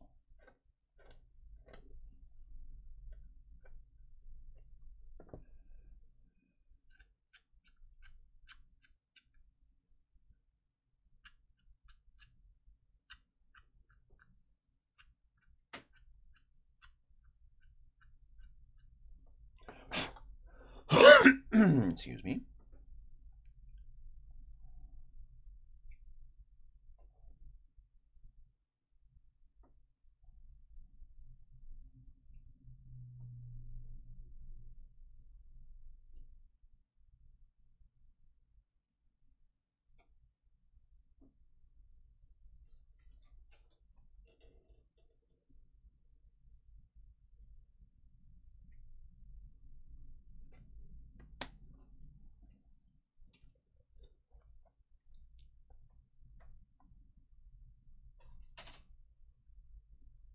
Here we go. A bit more visible now. I don't want it to be too heavy because I'm going to add the pigments in there too. All right, and that means there's pencil shaving in the realistic water. That's what that means. Because of course there is. Oh no, it's going to be like the fish all over again. There we go.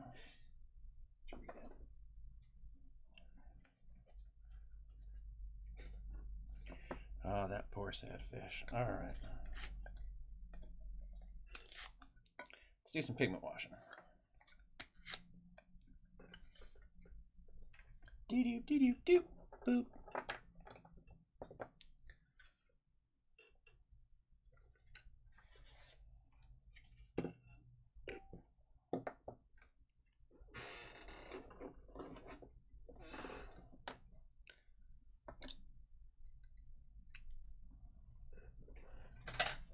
Move my bubbly drink. Get some pigments from behind all the stuff. Hey, I didn't even bump you. You look like green earth to me. What else do I want? I want green earth. I want, I'll just go with my favorites today. Dark yellow. Ooh. I'm probably out of, unless I grabbed a new bottle. Emily just brought me everything. Yay, sewage muck. And, ooh, in that case, faded blue and green. There we go.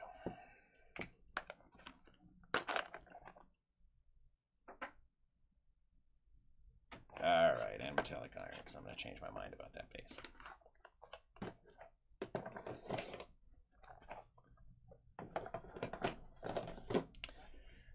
To the surprise of no one who watches my shows regularly or my videos, I'm going to do this with some pigment washes. And I'm going to start with my earth tones, and I need a palette knife. And some pigment that I just had. There you are. It's a good thing we're nearly at the 2-hour mark, because I'm clearly losing my mind. More.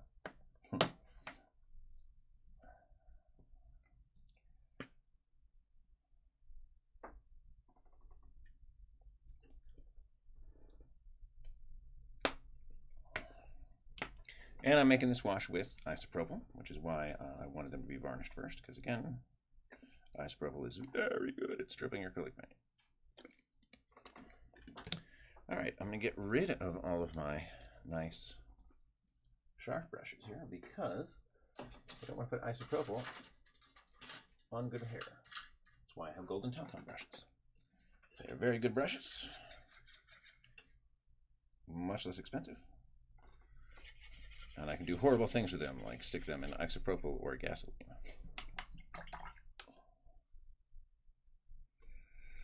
All right. I need a small talcum brush, though. Itty bitty little baby talcum brush. Look, it's so cute. I wouldn't use it for anything else, but I use it for this.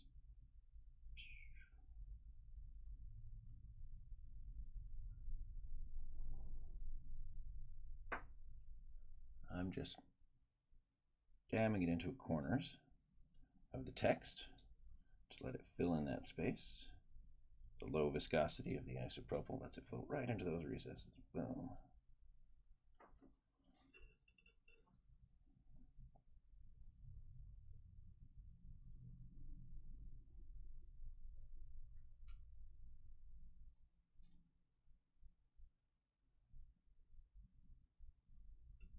All right. Well, that dries, and you'll be able to watch it happen right here on the screen. It'll be great. I'm going to start in with some of the browns.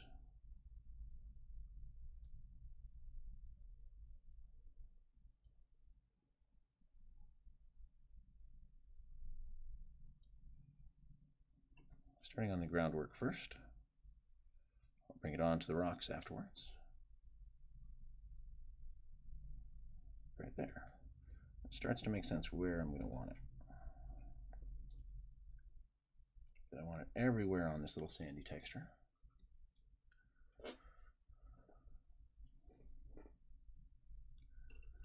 Well, I find that when I say that my, in response to Greg saying that brushes never die, they just get dirtier jobs, it's not always as true for my sable brushes. I do beat the ever-loving heck out of them. And so, yeah, once they start to go, they go quick.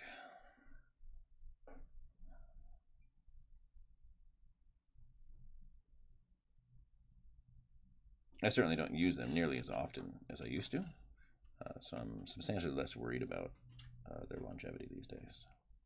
All right. There's so much isopropyl on there that the enamel is starting to come off, so I'm going to let that dry.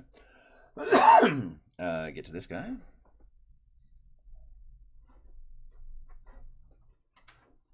It's going to be my little Frozen Hills one, but I'll do that with brushes. And there will be ice and snow on top of this one. So I'm not actually doing a lot more to the groundwork, only that piece that sticks up. Same thing over here now. And in this case, I'm getting into the all those recesses where I painted my shadows too. I want to make sure I load up some pigment in those. That's why I appreciated them.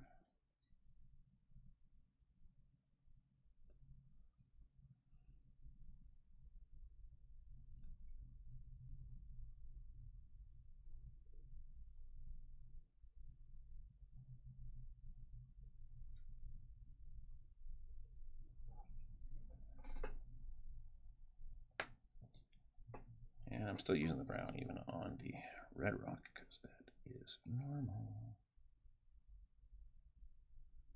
Just using a bit less of it and sticking it mostly heavily into these big recesses where there'd be buildup of the dirt around it.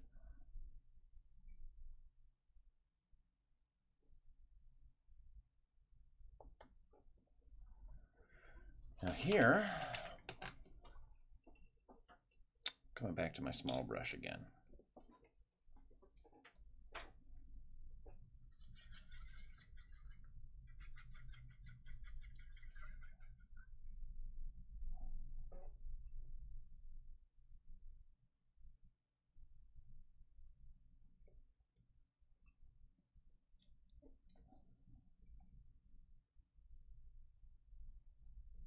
What I don't want to do is brush with this, because if I brush with the isopropyl, I'm just stripping paint.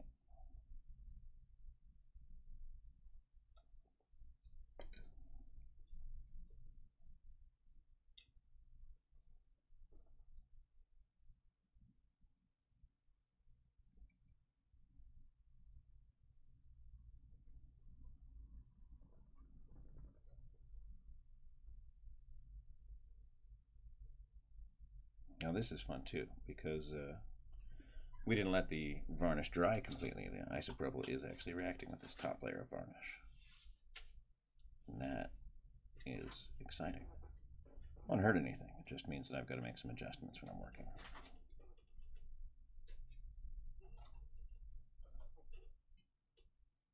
Yeah, in the ideal world, I would give it at least 30 minutes to fully cure, but even that's not fully cure, but we have a show to do.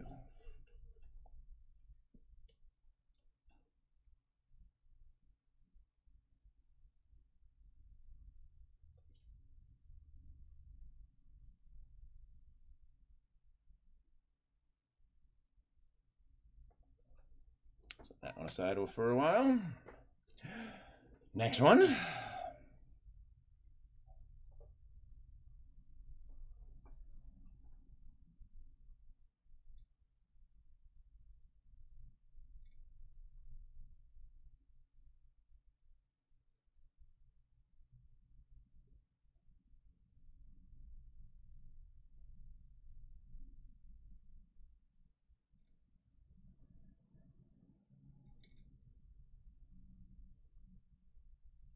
Yeah, same thing I did before. I'm gonna actually want to do this differently. Try that. Yeah, that's the right answer. I'm actually going to go puddle at each end. Let it decide how it wants to treat that.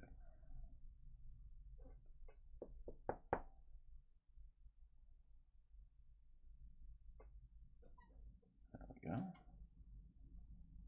Me gusta.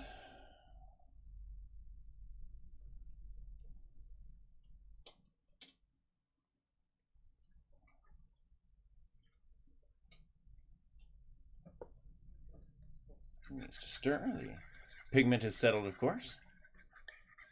You can see it all separated there. This is not much of a suspension.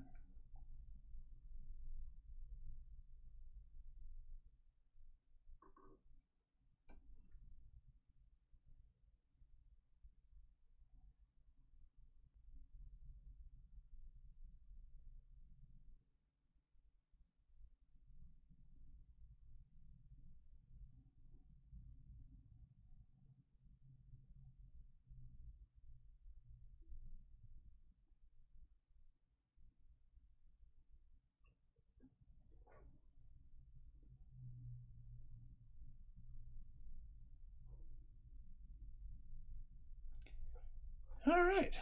I'm also going to get this stirred up. That's fine, because I want just a few spots here. Go, set that one aside. Who's next? You're next. Oh my god, it's an infinite number of them. Alright. Going with a larger brush. You tell I'm getting lazy now. I'm taking risks. Here we go.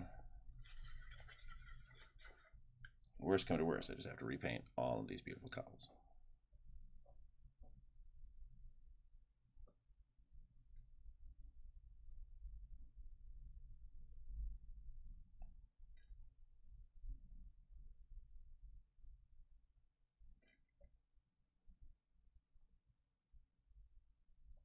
Now the parts it's really, really numb.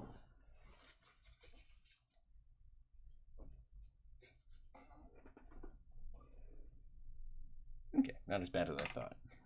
It's a big risks on that one, but hey.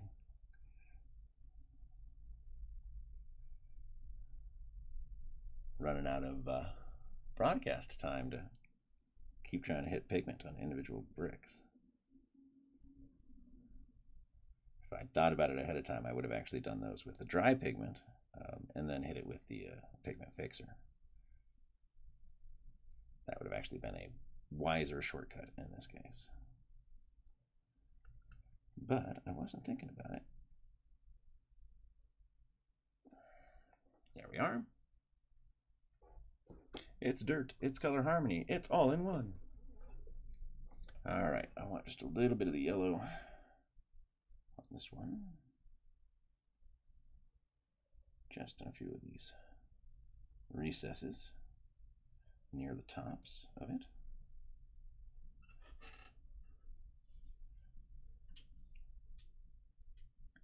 And when I come to do the brush work on this to make this part look like the glacial ice, I'll work around that pigment.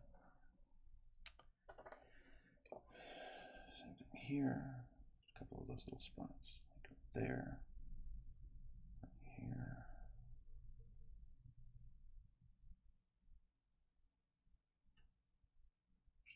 Right here. All right. Who am I missing? Anybody? Bueller. All right. Whew. That's those two. But wait, there's more. All right. Let's get a look at a couple of these, though. Let's see how we're coming. So here's, I'll do the cobblestones in order. Well, I'll do all three cobblestones, rather. So here's that cobblestone with a little gutter in it. Here's the Wet and Wild cobblestone. And here's our gray tone. And I still need to touch up the brick on this, obviously. But we've got our definition here and some dirt, especially on that. All right, we have, oh, that one's still drying, so I'll save it. So our rocky bluffs, starting to look like rock. Now for the ones, since I'm going to do, well, probably two of these snow. Well, not the red one then. I'll figure it out. But if I were going to leave this exposed, I would come in and I would pick out some of the individual rock pieces and chips and whatnot. And here's our red rock. Now this will want for some dry brushing once the pigment is fully dry.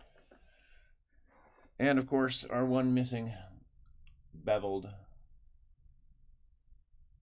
runic mountain, where all that text is now nice and visible. And I'll play with the groundwork on that as well. Probably just a simple dry brush to get that one going. But before we go, I want to come back to these, because they are ready for one more layer. And I'm going to do that before we sign off the broadcast today. Yeah, that's fine. Yep, I got some schmutz in there too.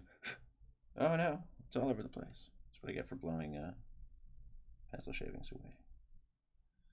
All right, that's still a little gummy, but not so much that I am going to stop myself.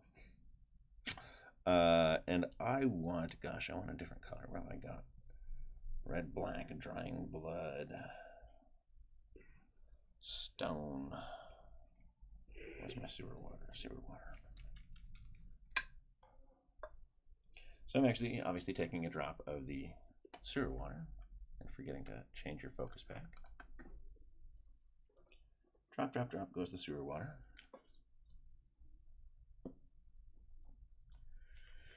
And 1, 2, 3, 4, 5, 6, 7, 8. Oop. 8 and 1 for the towel.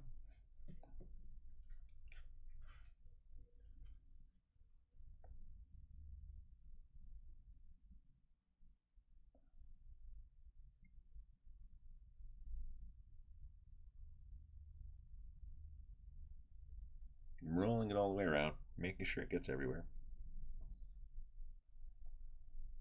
And then I'm going to take my sewer water and do the same thing I did before. So I'm loading up my toothpick with it. It's a little harder to get the toothpick to load up with this because it's less viscous. So I just cover more of the toothpick, and what will happen is it'll slide down to the tip just like that. And I'm going to put this right here because this stuff is so much more fluid.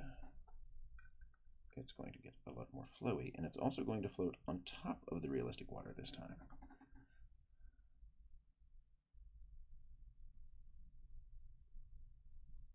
All right, so very carefully, because the layer underneath this is still wet, I'm going to make some specific pulls on those bits in here. Doing my best to keep it all on the top layer by not getting down to the layer underneath it. You'll feel a slight difference in the viscosity.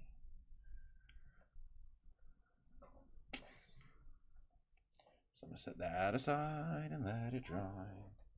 Then I'm going to do this one. And of course I still need to come back and pick out the individual bricks and make them interesting in the same way I did the cobblestone. But I will definitely have this done in time for Friday's trip to Gamma. Because I have no choice. It has to be done. So, it will be done. I mean, worst case scenario is that when we're driving there through the ice and snow, you're painting bases. It is going to be an 8-hour drive for a 2.5-hour drive.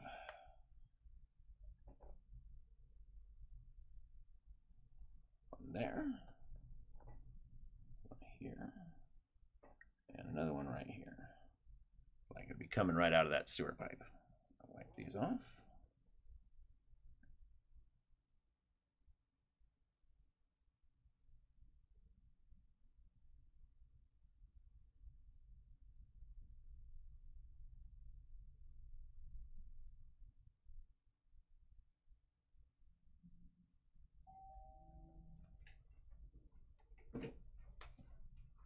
It's just going to be a parcel, but thank you.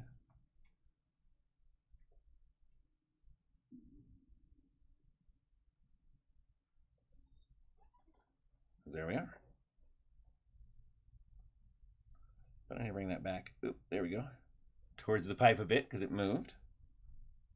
Having done that, I'll set it down where it's going to dry, where it's actually going to live, which is off camera here, obviously. And I'm pulling in some of those areas back towards the pipe. So now it just strings out of the pipe a little bit, just a little bit. And that, of course, is that. I might as well bring these folks back out here for one last view, too. And, of course, the other finished one, the marble. And that's what we got. Man, so much good stuff. And, of course, Greg, you came in late to the show, but I did a preview here at the beginning announcing that in cooperation with Wicked Elf Miniatures, we are going to be releasing these new paper products. That includes, for the first wave, butterflies, lily pads here. Oh my gosh, yeah, we have so many other projects in the works for you. As well as, like I said, the super secret basing project that I can't even mention, but I really want to. So hopefully we'll have previews for that at Adepticon. If so, if you're going to be there, come check us out. If you can't make it, well, if we have those previews, I guarantee you they'll be up on Facebook because it's super awesome. All right, that's all we've got. As always, please remember to like and subscribe for the page. Join us on Facebook. Sign up for the newsletter. get in touch with us every way that you can to make sure that you never miss a beat. And of course, our newsletter is the best place to get coupons. Just saying. All right, that's it. Happy hobbying, folks. Remember, every day's a good day with your paint. Have fun.